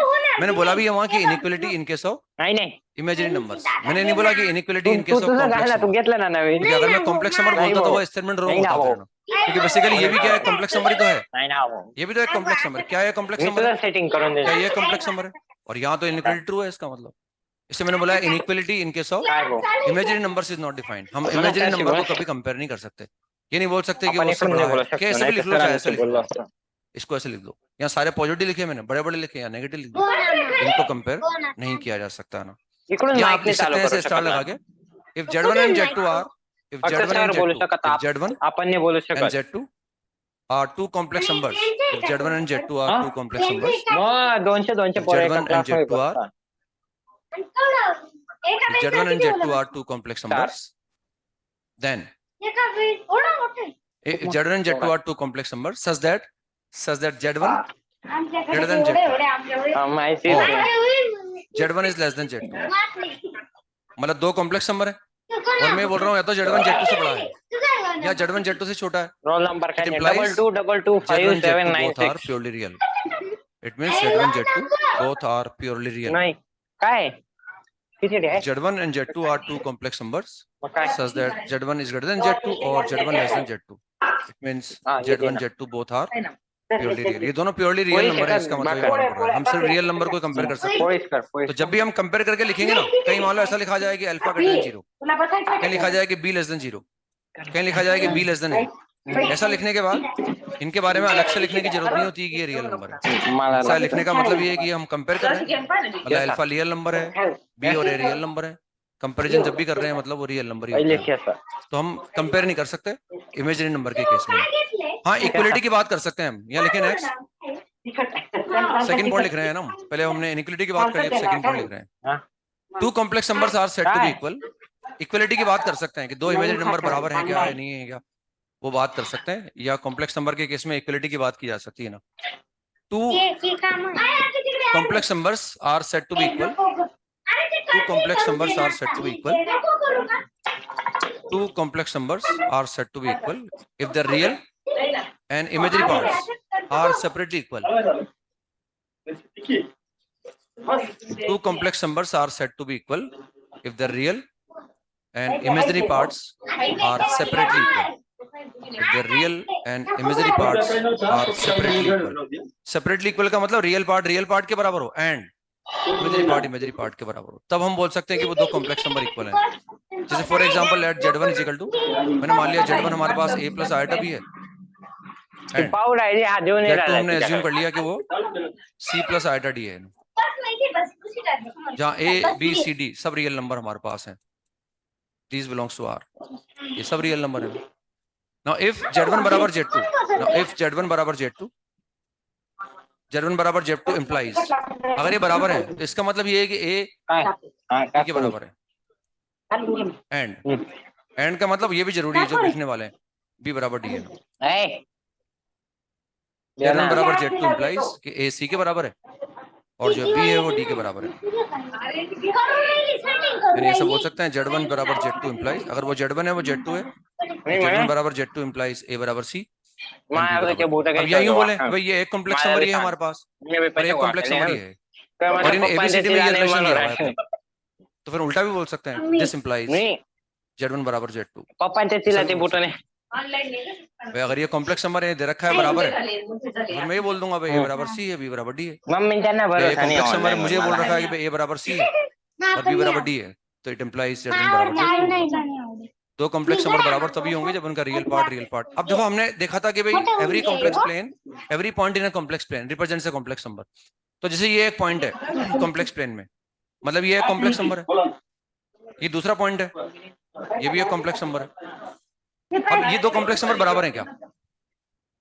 ये पॉइंट ही अलग अलग है तो ये कॉम्प्लेक्स नंबर, क्योंकि हम जानते हैं जो भी पॉइंट मैं कॉम्प्लेक्स प्लेन में बनाऊंगा ना वो एक कॉम्प्लेक्स नंबर को रिप्रेजेंट करेगा. तो ये अलग पॉइंट है, ये अलग पॉइंट है, यानी दो अलग अलग पॉइंट है, दो अलग अलग कॉम्प्लेक्स नंबर को रिप्रेजेंट कर रहे हैं. तो क्या ये दोनों कॉम्प्लेक्स नंबर बराबर है? नहीं, क्योंकि दोनों पॉइंट ही अलग अलग है. अब ये सेम कब हो सकते हैं? जब दोनों पॉइंट सेम हो जाए. अब दोनों पॉइंट सेम कब होंगे? जब मैं रियल पार्ट, इसके रियल पार्ट को इसके रियल पार्ट के बराबर करूंगा और इसके इमेजिनरी पार्ट को इसके इमेजिनरी पार्ट के बराबर करूंगा, या इसके रियल पार्ट को इसके रियल पार्ट के बराबर कर दूंगा और इसके इमेजिनरी पार्ट को इसके इमेजिनरी पार्ट के बराबर कर दूंगा. तब जाके दोनों पॉइंट सेम आएंगे और तब जाके हम बोलेंगे कि दोनों कॉम्प्लेक्स नंबर सेम है. तो हम कंपेयर कर सकते हैं ऐसे कि भाई दो बराबर है नहीं है, ये चेक कर सकते हैं ना. लेकिन एक सवाल लिखते हैं इसमें ना, if x5 belongs to r, तो x, y belongs to r, x, y belongs to r, such that 2 plus 3 iota, 2 plus 3 iota into x square, 2 plus 3 iota into x square minus 3 minus 2 iota into y, minus 3 minus 2 iota into y is equal to 2x minus 3y, 2x minus 3y plus 5 iota, 2x minus 3y plus 5 iota, 2x minus 3y plus 5 iota plus 2x minus 3y plus 5 iota is equal to, लिखा है ना मैंने, क्या लिखा था, is equal to 2x minus 3y plus 5 iota. Then find the value of x and y. Then find the value of x and y.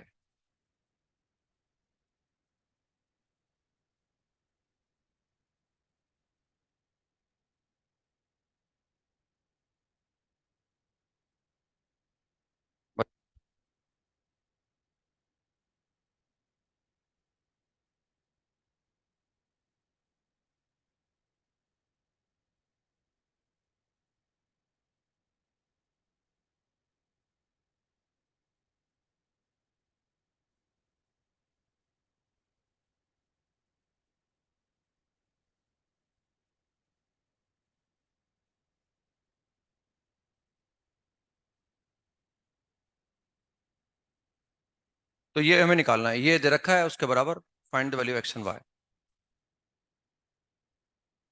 तो भाई ये इसको दो कॉम्प्लेक्स नंबर बराबर दे रखे हैं भाई, ये भी एक कॉम्प्लेक्स, ये इन्फॉर्मेशन काफी इंपॉर्टेंट है. इससे पता है भाई एक्स और वाई हमारे पास रियल नंबर है ना, तो ये भी एक कॉम्प्लेक्स नंबर है और ये भी एक कॉम्प्लेक्स नंबर है. ये दोनों बराबर दे रखे हैं हमें और हमें एक्स वाई निकालना है. तो हमें कुछ नहीं करना है, इसका रियल पार्ट उसके रियल पार्ट के बराबर कर देना है, इसका इमेजरी पार्ट उसके इमेजरी पार्ट के बराबर कर देना है। अब रियल पार्ट का मतलब जिसमें आयटा नहीं आ रहा हो, तो जिसमें आयटा नहीं आ रहा उनको अलग कर लो आप। तो 2x² को मैंने अलग कर लिया, यहाँ आयटा नहीं आ रहा, -3y को अलग कर लिया, इसमें आयटा नहीं आ रहा भैया ना। और हम हमेशा कोशिश करते हैं कि कॉम्प्लेक्स नंबर को x + आयटा y की फॉर्म में लिखें। तो ये रियल पार्ट हो गया, इनमें कहीं आयटा नहीं है क्योंकि हमें दिया हुआ है। अब प्लस आयटा चाहिए, मैं तो प्लस आयटा मैंने अलग कर दिया, और कितना आ गया 3x² और प्लस का 2y आ गया हमारे पास। ये इस कॉम्प्लेक्स नंबर को हमने x + आयटा y की फॉर्म में लिख दिया। अब उसको भी x + आयटा y की फॉर्म में लिख दो, जो लिखा हुआ है वैसे 2x - 3y और प्लस आयोटा इंटू 5 कर दिया उसको हमने, ये भी x + आयटा y की फॉर्म में हो गया। अब हमें ऑलरेडी दे रखा है कि भाई ये कॉम्प्लेक्स नंबर इस कॉम्प्लेक्स नंबर के बराबर है, तो इसका मतलब अगर ये बराबर है, इट इंप्लाइज रियल पार्ट को रियल पार्ट के बराबर कर दो। 2x² - 3y = 2x - 3y, ये रियल पार्ट को रियल पार्ट के बराबर कर दिया, एंड इमेजरी पार्ट को इमेजरी पार्ट के बराबर कर दो। तो what is imagery part? 3x² plus का 2y = कितना आ गया? 5 आ गया ना। मतलब इन दो इक्वेशन को सोल्व करना है और मुझे x y की वैल्यू निकालनी। तो यहां से दिख रहा है क्लियर कट इंटरचेंज करने पर ही हट जाएगा, और यहां से मैं 2x कॉमन ले लूंगा, तो वी गेट x - 1 = 0। तो we are getting two values of x, x = 0 और x = 1। अब x = 0 के कोरस्पॉन्डिंग मुझे y निकालना है, तो वहां रख दो। x = 0 के कोरस्पॉन्डिंग y कितना आ गया? y = 5/2। यानी अगर मैं ऐसा x ले लूं और ऐसा y ले लूं और इसको यहां रख दूं, तो दोनों कॉम्प्लेक्स नंबर क्या हो जाएंगे? बराबर हो जाएंगे, इसका मतलब है ना। और इस x के कोरस्पॉन्डिंग y निकाल लूंगा, तो इस x के कोरस्पॉन्डिंग y कितना आ जाएगा? 1 आ जाएगा।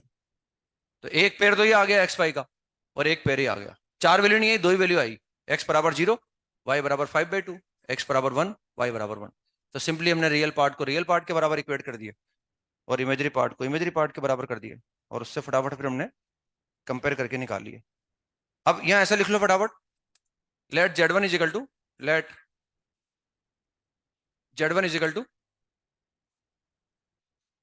a + iota b and z2 = c + iota d, where a b c d belongs to r। और वही आयटा का मतलब √-1 है हमारे पास, है ना। ये दो कॉम्प्लेक्स नंबर हमारे पास हैं, तो इनको ऐड करना आता है अपने को ना। उस कॉम्प्रेशन में ये भी था, उस कॉम्प्रेशन के अंदर ये भी था, उनको ऐड करना भी बता रखा था, मल्टीप्लाई करना, सब्ट्रैक्ट करना, डिवाइड करने भी बता रखा था ना। तो फर्स्ट हम निकाल सकते हैं z1 + z2। तो इनको ऐड कैसे करते हैं? जैसे ऐड करते हैं वैसे ऐड कर लो, बस रियल पार्ट में रियल पार्ट को ऐड कर दो और इमेजरी पार्ट में इमेजरी पार्ट को ऐड कर दो, c + आयटा d। तो रियल पार्ट जिसमें आयटा नहीं आ रहा उनको एक साथ कर लो, और जिसमें आयटा आ रहा उसको एक साथ कर लो, a + c और प्लस आयोटा b + d। तो ये भी एक कॉम्प्लेक्स नंबर था, ये भी एक कॉम्प्लेक्स नंबर था, इनको ऐड करने पर क्या आया? एक कॉम्प्लेक्स नंबर ही आया ना। और इस कॉम्प्लेक्स नंबर का रियल पार्ट ही है और इमेजरी पार्ट ही है। जैसे कभी मुझसे कहा जाए z1 है z2 है, फाइंड z1 + z2 का होल बार, हमसे कभी कहा जाए ये निकालो आप z1 + z2 का होल बार, यानी ये कॉम्प्लेक्स नंबर आ गया, इसका मुझे कॉन्जुगेट निकालना है। तो पहले मैं z1 + z2 निकालूंगा, उसको पहले x + आयटा y की फॉर्म में लिखूंगा। अब इसका कॉन्जुगेट निकाल सकता हूं मैं, यहाँ क्या करूंगा? आयटा की जगह -आयटा रख दूंगा, या उस इमेजरी पार्ट का साइन चेंज कर दूंगा। अल्टीमेटली पहले मुझे उसे x + आयटा y के फॉर्म में लाना है। तो ऐसे ऐड कर लिया हमने रियल पार्ट के अंदर रियल पार्ट को। इसका हमसे पूछा गया इसका रियल पार्ट निकालो, वो निकाल सकते हैं, इसका इमेजरी पार्ट निकालो, वो निकाल सकते हैं। ये प्योरली रियल है क्या, ये बता सकते हैं, प्योरली इमेजरी के बता सकते हैं ना, सिर्फ इमेजरी नंबर है के बता सकते हैं। तो सब कुछ निकाल सकते हैं। ऐसे अगर मैं सेपरेट करना हो सपरेट भी कर सकते हैं हम। z1 - z2 = z1 कितने हमारे पास? a + आयटा b, और सपरेट करना हो तो c - आयटा d हो गया ना। तो जिनमें आयटा नहीं आ रहा उनको अलग कर लो, जिनमें आयटा आ रहा है उनको अलग कर लेंगे। तो a - c, इसमें आयटा का ही नहीं आ रहा, प्लस b - d, ये ऐसा आ गया। तो ये भी एक कॉम्प्लेक्स नंबर है, इसका रियल पार्ट a - c है और इसका इमेजरी पार्ट। ऐसा लिखने के बाद तो मैं कॉन्जुगेट भी निकाल सकता हूँ उसका ना। अब मल्टीप्लाई करना आना चाहिए अपने को, z1 × z2। तो z1 हमारे पास है a + आयटा b और z2 हमारे पास है c + आयटा d। बस इनको मल्टीप्लाई करो, जैसे टर्म बाय टर्म मल्टीप्लाई करते हैं ना, ऐसे मल्टीप्लाई कर दो बस। तो पहले a का नंबर लिया हमने, a को c से मल्टीप्लाई किया, प्लस फिर a को मल्टीप्लाई करेंगे आयटा d से, तो a × आयटा × ad हो गया। अब आयोटा b का नंबर आया, तो आयोटा b × c। अब इसको मल्टीप्लाई करेंगे तो प्लस इंटू प्लस से प्लस आएगा, but what is iota square? -1, तो माइनस आ जाएगा, फिर b इंटू डी आ जाएगा। अब जिसमें आयोटा नहीं आ रहा उनको अलग कर लो, जिसमें आयोटा आ रहा उनको अलग कर लो। तो a इंटू सी में कहीं आयोटा नहीं है, b इंटू डी में कहीं नहीं है ना, प्लस आयोटा हमने कॉमन ले लिया तो A D plus B C आ गया ना, ये ऐसे निकाल लिया। और अब इसका मुझे कॉन्जुगेट कभी निकालने के लिए कहा जाएगी, वो Z1 है वो Z2 है, इसका कॉन्जुगेट निकालो। तो पहले मैं Z1 इंटू Z2 निकालूंगा, x प्लस आयोटा वाई की फॉर्म में लिखूंगा। अब मैं जो भी चाहूंगा कर सकता हूँ, इसका कॉन्जुगेट निकाल सकता हूँ, इसका रियल पार्ट, इसका इमेजरी पार्ट, ऐसे मल्टीप्लाई करके निकाला जा सकता है ना। फोर्थ इसको डिवाइड भी कर सकते हैं अपन, Z1 अपॉन Z2 निकालना हो तो ये भी निकाल सकते हैं ना। Z1 क्या है हमारे पास? Z1 हमारे पास है a प्लस आयोटा बी, और Z2 कितना है? c plus iota D. क्या करते हैं इसमें बताओ? बस नीचे वाले के कॉन्जुगेट से ऊपर नीचे मल्टीप्लाई कर दो, ये भी सिखा रखा था उस कॉम्प्रेंशन के अंदर ना। तो बस हम जब भी ऐसा करते हैं, नीचे वाले के जो कॉन्जुगेट होता है ना, उसके ऊपर से नीचे मल्टीप्लाई कर देते हैं ना। डिनोमिनेटर में जो कॉम्प्लेक्स नंबर लिखा हुआ है उसके कॉन्जुगेट से आप ऊपर नीचे मल्टीप्लाई कर दो। c माइनस आयोटा डी, ये इसका कॉन्जुगेट है, c माइनस आयोटा डी इसका कॉन्जुगेट है।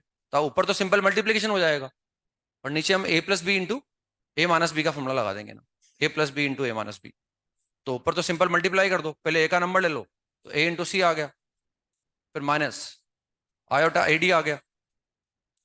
अब आयोटा बी को सी से मल्टीप्लाई करेंगे तो आयोटा बी इंटू सी आ जाएगा, फिर ये प्लस और माइनस से पहले माइनस आएगा, फिर व्हाट इज आयोटा स्क्वायर?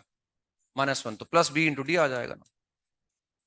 और नीचे हम क्या करेंगे? ए स्क्वायर माइनस बी स्क्वायर का फॉर्मूला लगा देंगे, इसको तो ए बोल देंगे और इस आयोटा डी को क्या बोल देंगे? बी बोल देंगे ना, आयोटा डी को बी बोल देंगे। तो ए स्क्वायर का मतलब सी स्क्वायर माइनस बी स्क्वायर का मतलब आयोटा डी का होल स्क्वायर, ये से ए स्क्वायर माइनस बी स्क्वायर का फॉर्मूला लगा दिया। तो व्हाट इज आयोटा डी का स्क्वायर? माइनस डी स्क्वायर, तो सी स्क्वायर प्लस डी स्क्वायर आ जाएगा। अब इसको मैनेज कर लो आप, ऊपर जिसमें आयोटा नहीं आ रहा उसको अलग कर लो, और जिसमें आयोटा आ रहा है उसको अलग कर लिया। और हमारा इंटेंशन होता है एक्स प्लस आयोटा वाई की फॉर्म में लिखने के लिए, इसके लिए हम प्लस आयोटा बाहर निकालते हैं ना। अब प्लस आयोटा में देख लो, पहले बी इंटू सी को लिख देंगे ना, और फिर माइनस ए इंटू डी को कर देंगे। और नीचे क्या लिखा हुआ है? नीचे लिखा हुआ है सी स्क्वायर प्लस डी स्क्वायर, तो ये सी स्क्वायर प्लस डी स्क्वायर को यहाँ में लिख दो, और सी स्क्वायर प्लस डी स्क्वायर को यहाँ में लिख दो, ये ऐसा आ गया। तो ये Z1 अपॉन Z2 आ गया ना, Z1 अपॉन Z2। तो जब भी अगर डिवाइड कर रखा है तो नीचे वाला जो कॉम्प्लेक्स नंबर है उसके कॉन्जुगेट से हम ऊपर नीचे मल्टीप्लाई कर देते हैं, और सिंपली नीचे a plus b into a minus भी लगा दो और प्रोडक्ट। अब इसका कॉम्प्लेक्स नंबर का इसका रियल पार्ट हमारे पास ये है, और इसका इमेजरी पार्ट ये है। आप कभी Z1 Z2 दे दें हमसे और हमसे कहा जाए इसका कॉन्जुगेट निकालो, तो इसका कॉन्जुगेट निकाल सकते हैं फिर अपन, है ना, वो सिंप्लीफाई करके कॉन्जुगेट निकाल देंगे। अब इसमें क्या है, हम जब बाइनोमियल थ्योरम पढ़ते हैं ना अपन, तो वहां लिखाते भी हैं आपको, जैसे x प्लस ए बराबर हमारे पास होल पावर n होता है, ये n नेचुरल नंबर है, तो इसको एक्सपेंड हम तब कर सकते हैं जब x और a क्या हो? कॉम्प्लेक्स नंबर हो। मतलब अगर ये इमेजरी है तब भी हम बाइनोमियल थ्योरम लगा सकते हैं। वहां ये लिखवाते हैं n belongs to n and x, a belongs to capital C। तो अगर ये रियल नंबर है तो दिक्कत है नहीं, लेकिन अगर इमेजरी हो तब भी लगा सकते हैं अपन, मतलब होल स्क्वायर खोल सकते हैं, होल क्यूब वाला फॉर्मूला लगा सकते हैं, सब कुछ कर सकते हैं। जैसे फॉर एग्जांपल एक सवाल है, मान लो if z is equal to 2 plus iota upon 3 minus 2 iota, then find z bar, then find z bar निकालना है अपने को, तो हमें z बार निकालना है।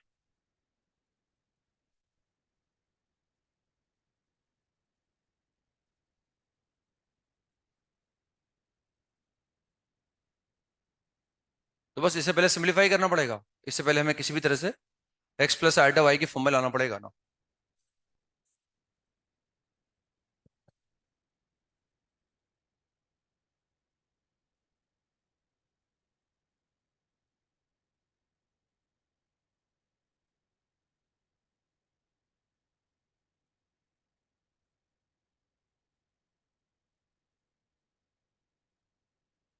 हो गया ना, बस नीचे ऊपर नीचे कॉम्प्लेक्स नंबर से मल्टीप्लाई कर दिया। तो 3 की जगह ये z की जगह z लिखा हुआ है, 2 प्लस आयोटा लिखा, नीचे हमारे पास ये लिखा हुआ है 3 माइनस 2 आयोटा, इसका कॉन्जुगेट कितना हो जाएगा? 3 प्लस 2 आयोटा। तो बस 3 प्लस 2 आयोटा से ऊपर नीचे मल्टीप्लाई कर दिया हमने, ये 3 प्लस 2 आयोटा से मल्टीप्लाई कर दिया। तो ऊपर सिंपल मल्टीप्लाई कर दो, 2 इंटू 3 6, फिर वो 4 आयोटा आ जाएगा, फिर अब आयोटा का नंबर आएगा तो प्लस 3 आयोटा आ जाएगा, प्लस आयोटा स्क्वायर इज -1, और नीचे आ जाएगा a square minus B square, B square is -4, सही है ना। मतलब इसको मैनेज कर लो। तो ऊपर रियल पार्ट कितना आ गया, 4 आ गया, तो 4/13 ये अलग कर दिया हमने, प्लस आयोटा 7/13। तो ये z आ गया हमारे पास। अब इस z का हम रियल पार्ट निकाल सकते हैं, इमेजरी पार्ट निकाल सकते हैं, बता सकते हैं किस तरह का नंबर है। तो रियल पार्ट को डिस्टर्ब नहीं करना, या तो आयोटा की जगह माइनस आयोटा लिख दो, या इमेजरी पार्ट का साइन चेंज कर दो। तो ऐसे हमने सिंप्लीफाई करके उसका फिर कॉन्जुगेट वगैरह निकाल लिया है ना। एक और लिखेंगे, if z is equal to 1 + 2 iota upon 2 + iota upon 2 + iota whole square, then find z bar.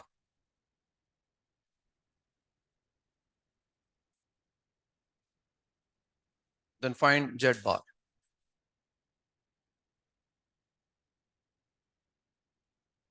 1 + 2 iota upon 2 + iota का होल स्क्वायर।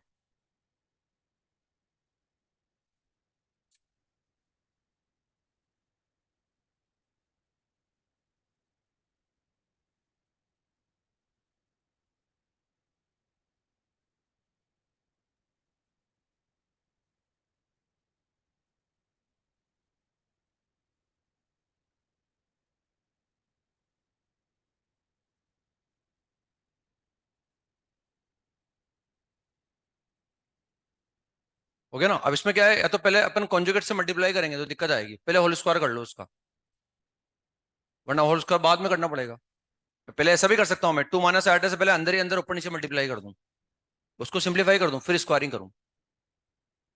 या पहले स्क्वायरिंग कर लो, फिर बाद में जो नीचे कॉम्प्लेक्स नंबर बचेगा उसके कॉन्जुगेट से ऊपर नीचे मल्टीप्लाई कर। तो ऊपर आ गया a + b का होल स्क्वायर, तो a स्क्वायर का मतलब 1 हो गया, b स्क्वायर का मतलब 2 आयोटा का होल स्क्वायर -4, प्लस का 2ab का मतलब 4 आयोटा। भाई इसको हमने a मान लिया और इसको हमने b मान लिया, तो a स्क्वायर प्लस 2 आयोटा का स्क्वायर प्लस 2ab अपॉन, आ गया नीचे a square plus b square का मतलब आयोटा का स्क्वायर, अगेन 2ab, तो 4 आयोटा आ गया। तो ये कितना बचा, ऊपर -3 प्लस का 4 आयोटा, और नीचे कितना बचेगा, सही लिखा है ना मैंने, 4 - 1 + 4 आयोटा, और नीचे कितना आ गया, 3 + 4 आयोटा आ गया। मतलब नीचे वाला के कॉन्जुगेट से ऊपर नीचे मल्टीप्लाई कर दो, तो नीचे वाले के कॉन्जुगेट से ऊपर नीचे मल्टीप्लाई कर देंगे, तो -3 और +4 आयोटा आ गया। नीचे वाले का कॉन्जुगेट क्या है, 3 - 4 आयोटा, और ये ऊपर आ जाएगा हमारे पास, नीचे आ जाएगा 3 + 4 आयोटा, और कॉन्जुगेट से मल्टीप्लाई किया है तो 3 - 4 आयोटा से मल्टीप्लाई कर दिया। बस अब ऊपर मल्टीप्लाई कर देंगे और नीचे a square minus b square का फॉर्मूला लगा देंगे। तो a square is 9 minus b का मतलब 4 आयोटा, तो 4 आयोटा का स्क्वायर -16, ठीक है ना। a + b, a - b। अब ऊपर सिंपल मल्टीप्लाई करना, तो -3 का नंबर लिया पहले 9, फिर माइनस माइनस प्लस आ जाएगा 12 आयोटा आएगा, फिर अब 4 आयोटा का नंबर आएगा, तो फिर 12 आयोटा, फिर प्लस माइनस से माइनस आएगा, लेकिन आयोटा स्क्वायर से -1 आ जाएगा, तो 16 आ जाएगा शायद, ये ऐसा आ गया। मतलब ऊपर जिसमें आयोटा नहीं आ रहा उसको अलग कर दो। तो ऊपर कितना आ गया, 7 प्लस आयोटा इंटू 24, और नीचे कितना बचा, 25 बचा है ना। तो ऐसे z is equal to 7/25 and plus iota 24/25, और यहां से अपन फिर इसका कॉन्जुगेट निकाल सकते हैं ना। Therefore z bar is equal to, real part में कोई चेंज करेंगे नहीं हम, आयोटा की जगह माइनस आयोटा लिख दो, या उसके इमेजरी पार्ट का साइन चेंज कर दो, तो दिस इज z बार। मतलब वो डिवीजन वाला प्रोसेस वगैरह फॉलो करना पड़ रहा है, उसको निकाल सकते हैं अपन आसानी से। इसके बाद लिखे next, square root of a complex number. आगे बढ़ने के पहले हम स्क्वायर रूट निकालना सीखेंगे ना, square root of a complex number. हम क्यूब रूट भी निकालना सीखेंगे, फोर्थ रूट भी निकालना सीखेंगे, फिफ्थ रूट भी निकालना सीखेंगे, और जनरलाइज में nth रूट भी निकालना सीखेंगे। अभी हम स्क्वायर रूट निकालना सीख रहे हैं ना, square root of a complex number. तो स्क्वायर रूट अगर मैं निकालूंगा तो 2 आएंगे, क्यूब रूट निकालूंगा तो 3 आएंगे, फोर्थ रूट निकालूंगा 4 आएंगे, फिफ्थ रूट 5 आ जाएंगे हमारे पास। हम किसी कॉम्प्लेक्स नंबर का स्क्वायर रूट निकालना सीख रहे हैं। जैसे एक सवाल करते हैं, उससे समझाता हूं मैं आपको। Find square root of 7 + 24 iota. मुझे इसका स्क्वायर रूट निकालना है ना, 7 + 24 आयोटा, इसका हम स्क्वायर रूट निकालेंगे। तो कैसे निकालेंगे वो प्रोसेस देखो आप। लेट, हमने एज्यूम कर लिया कि इसका जो स्क्वायर रूट है 7 + 24 आयोटा, ये हमने एज्यूम कर लिया, a + आयोटा b, जहां a और b रियल नंबर है, a, b belongs to r, a और b रियल नंबर है हमारे पास।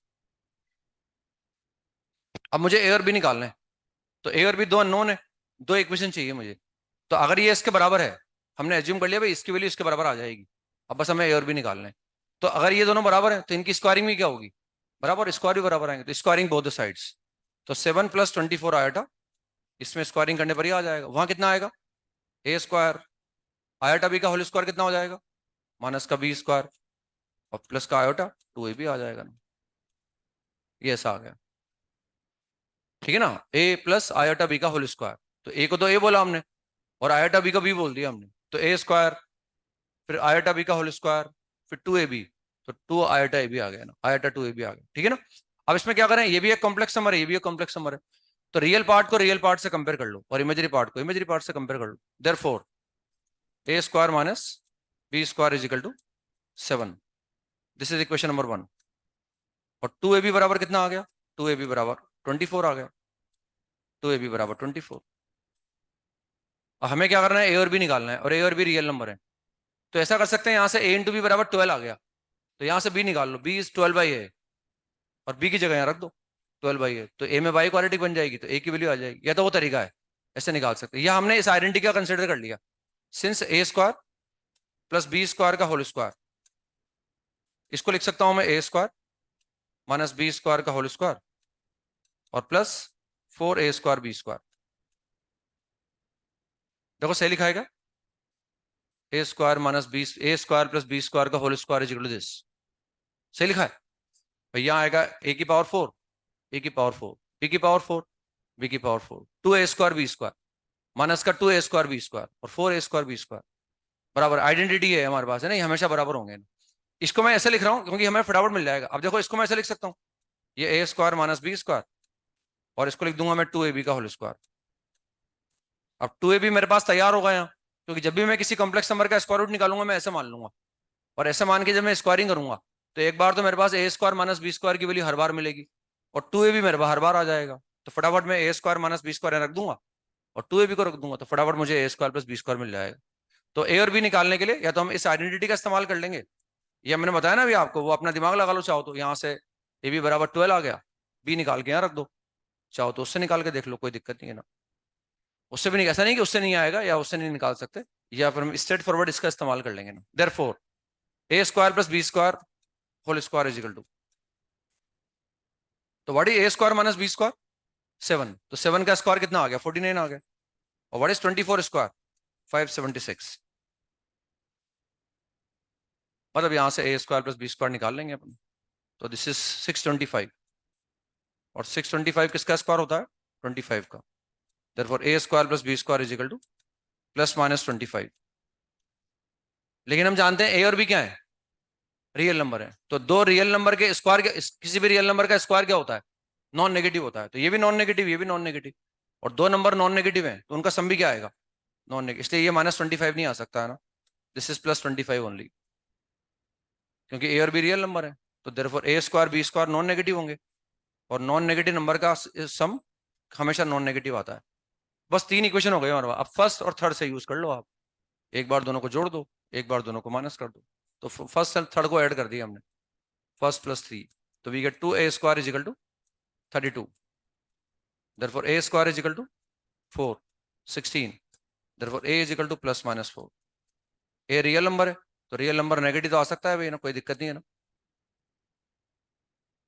और अगर a स्क्वायर 16 है, what is b square, therefore b square बराबर 9, therefore b is equal to +-3। और हमें ये निकालना था, स्क्वायर रूट हमने एज्यूम कर रखा था कि square root a plus iota b के बराबर है, तो हमें ऐसा लग रहा है कि a की 2 वैल्यू आई और b की 2, 4 आंसर आएंगे, 4 नहीं आएंगे देखो आप, क्योंकि हमें यहां से मालूम पड़ेगा कि जो a इंटू बी है वो क्या आना चाहिए पॉजिटिव, हो सकता है कभी ये वैल्यू नेगेटिव आए, तो उस केस में फिर a और b क्या होंगे अपोजिट साइन के हो जाएंगे, तो यहाँ a और b सेम साइन के होंगे, तो जब मैं a बराबर 4 लूंगा तो b बराबर 3 लूंगा, और जब a बराबर -4 लूंगा b बराबर -3 ले लूंगा। Therefore square root of 7 + 24 iota, एक तो क्या गया, a को मैंने 4 ले लिया प्लस b को मैंने 3 लिया, एक आंसर तो ये आ गया इसका, एक आंसर ये आ गया, a को -4 लिया b को -3 ले लिया, इस आंसर को मैंने ऐसे लिख दिया 4 प्लस 3 आयोटा, 4 ए को माइनस 4 प्लस 3 आयोटा, और वो कैसे लिखा हुआ है, वो ऐसा लिखा हुआ है प्लस 4 प्लस 3 आयोटा। तो इस स्क्वायर रूट की एक वैल्यू है और इस स्क्वायर रूट की एक वैल्यू है, या इन दोनों का भी एक साथ लिखना चाहो तो एक साथ लिख दो। 7 प्लस 24 आयोटा, ये जो स्क्वायर रूट आया ये ऐसा आ गया, प्लस माइनस 4 प्लस 3 आयोटा।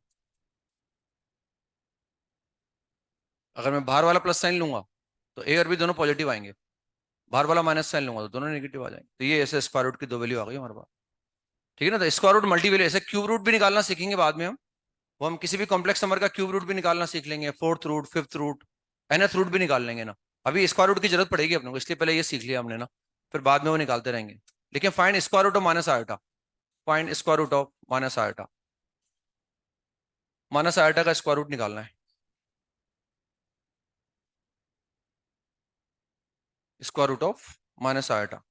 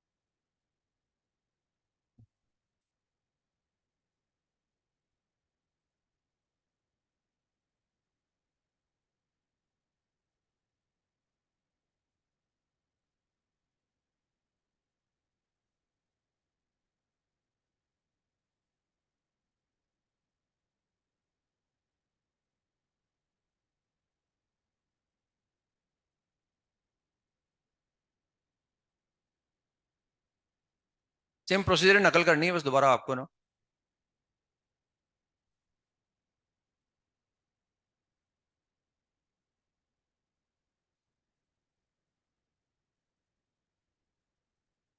तो आंसर आएगा प्लस माइनस 1/√2 माइनस का आयोटा बाई √2, ये आंसर आ जाएगा, प्लस माइनस 1/√2 माइनस आयोटा 1/√2।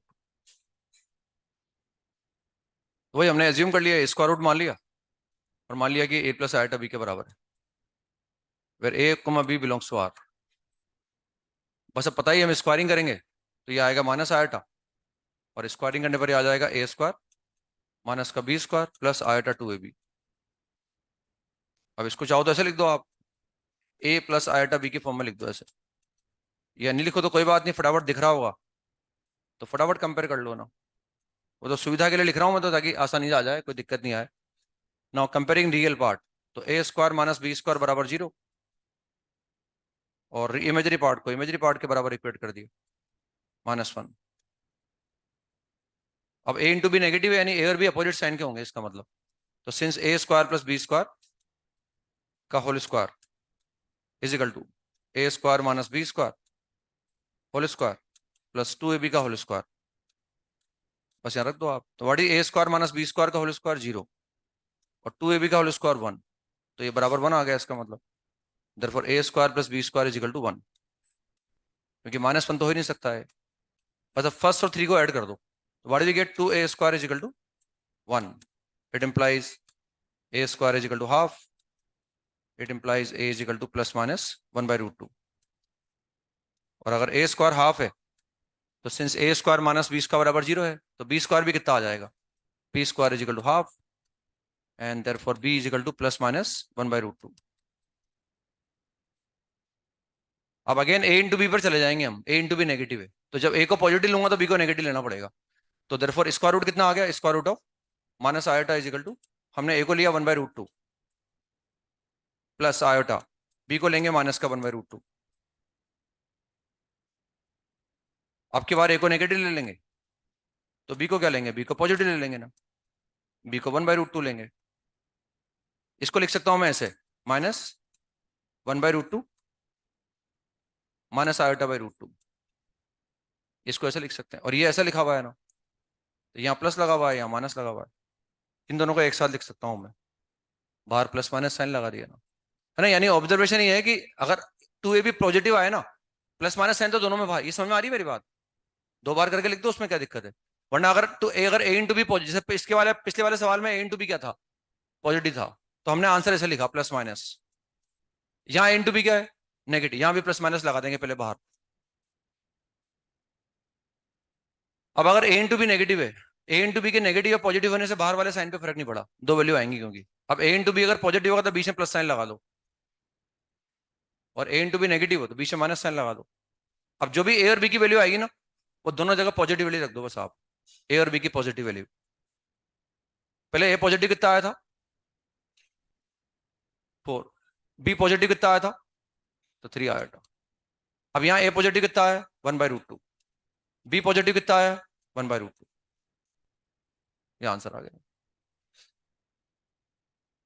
वो तो मैं बता रहा हूँ, ऐसे 2 बार लिख के एड्रेस नहीं करना पड़ेगा, मतलब अपने को ना कंफ्यूज थोड़ी कर रहा हूँ, मैं तो डायरेक्ट आंसर लिखना सिखा रहा हूँ मैं आपको ना भाई। आपको प्लस माइनस साइन बाहर लगा दो, ए इंटू बी पॉजिटिव है, अंदर प्लस साइन लगा लो, और ए और बी की जगह पॉजिटिव नंबर रख दो बस आप, माइनस साइन लगा दो और ए और बी की जगह पॉजिटिव नंबर रख दो, माइनस साइन तो लगा ही दिया ना हमने ना, तो ऐसे आंसर आ जाता है। तो ऐसे हम स्क्वायर रूट निकाल सकते हैं, किसी भी कॉम्प्लेक्स नंबर का ऐसे स्क्वायर रूट निकाला जा सकता है ना। अब लिखिए modulus of a complex number, modulus of a complex number,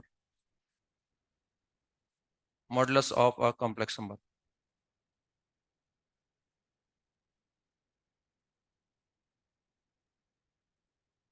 modulus of a complex number, if z is equal to, if z is equal to x plus iota y be a complex number, if z is equal to x plus iota y be a complex number, then its modulus, its मतलब z का modulus है ना, then its modulus is denoted by, ऐसे लिख देते हैं इसको, जो पढ़ते हैं ना रियल नंबर वाले में मॉडुलस पढ़ते हैं अपन, ऐसे लिख दिया ना। अभी हम किसी भी नंबर का, हम कॉम्प्लेक्स नंबर का मॉडुलस निकाल रहे हैं, चाहे वो रियल हो चाहे इमेजरी हो ना, वहां सिर्फ रियल नंबर की बात करते हैं अपन, 2 का मॉड निकालते हैं या 3 का ही मॉड निकालते हैं, यहाँ वो इमेजरी होगा तब भी उसका मॉडुलस निकाल लेंगे अपन। is denoted by this and के बाद लिखे नेक्स्ट लाइन से, and mod z is equal to, and mod z is equal to under root of x square plus y square. मतलब हमें क्या करना होता है, x का मतलब रियल पार्ट है, तो रियल पार्ट ऑफ z का होल स्क्वायर और plus imaginary part of z का होल स्क्वायर।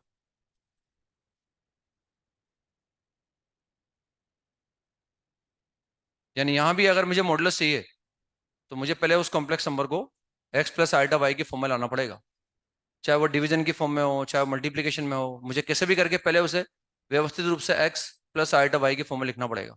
और एक बार जब वो इस फॉर्मेट में आ गया तो रियल पार्ट का whole square plus imaginary part का होल स्क्वायर, उसका मॉडुलस निकाल पाएंगे अपने ना। जैसे for example if Z is equal to 3 + 4 iota into 1 - iota, then find mod z, then find modulus of z, ये निकालना है अपने को। तो पहले मुझे उस कॉम्प्लेक्स नंबर को x प्लस आइटा वाई के फॉर्म में लिखना होगा।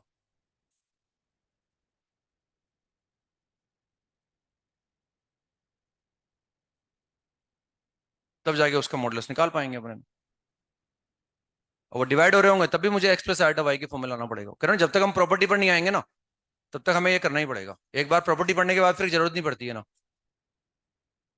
अभी इससे मल्टीप्लाई करना भी आ रहा है, इससे ही फायदा हो रहा है बस अपने को ना। तो जेड इज इक्वल टू, तो 3 को मल्टीप्लाई किया 1 से, फिर आ गया माइनस का 3 आइटा, फिर आ गया साथ में 4 आइटा, और फिर कितना आ गया +4 आ गया। तो रियल पार्ट को अलग कर दो और इमेजरी पार्ट को अलग कर दो, तो therefore mod Z is equal to real part का whole square plus imaginary part का होल स्क्वायर 1, इमेजरी पार्ट क्या 1 है उसका स्क्वायर ही आ जाएगा, तो √50 आ गया मतलब। And therefore modulus is equal to 5√2 is the modulus. ठीक है ना, ऐसे इसको निकाल सकते हैं। कल मिलते हैं बाकी फिर अपन है ना, होमवर्क लिखो जो करके लाने हैं ना।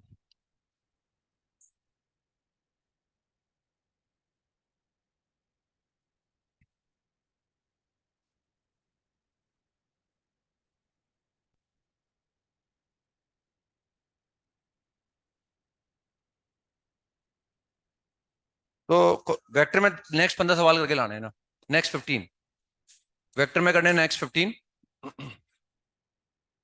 एक्सरसाइज 3 का पार्ट 2, नेक्स्ट 15 एक्सरसाइज 3 पार्ट 2, मतलब क्वेश्चन नंबर 21 से लेकर 35। कॉम्प्लेक्स नंबर में लिख लो, 4-5 सवाल है ना, शीट होगी ना आपके पास की? हाँ तो इसमें लिख लो होमवर्क कॉम्प्लेक्स नंबर के अंदर। एक्सरसाइज 1 का पार्ट 1, कॉम्प्लेक्स नंबर के अंदर एक्सरसाइज 1 पार्ट 1। इसमें हमें A1 करना है। A1 के बाद ये सवाल जो A2 ये तो क्वाड्रेटिक में कर लेते हैं बने ना, इस तरह के सवाल क्वाड्रेटिक की शीट में थे। A3 करना है। A3 के बाद मुझे A4 करना है। A4 के बाद हमें A5 का first part, second part, third part, ये करके लाने हैं ना। ठीक है ना, 15 सवाल तो हो गए, 5 सवाल ही हो गए, ये करके लाना।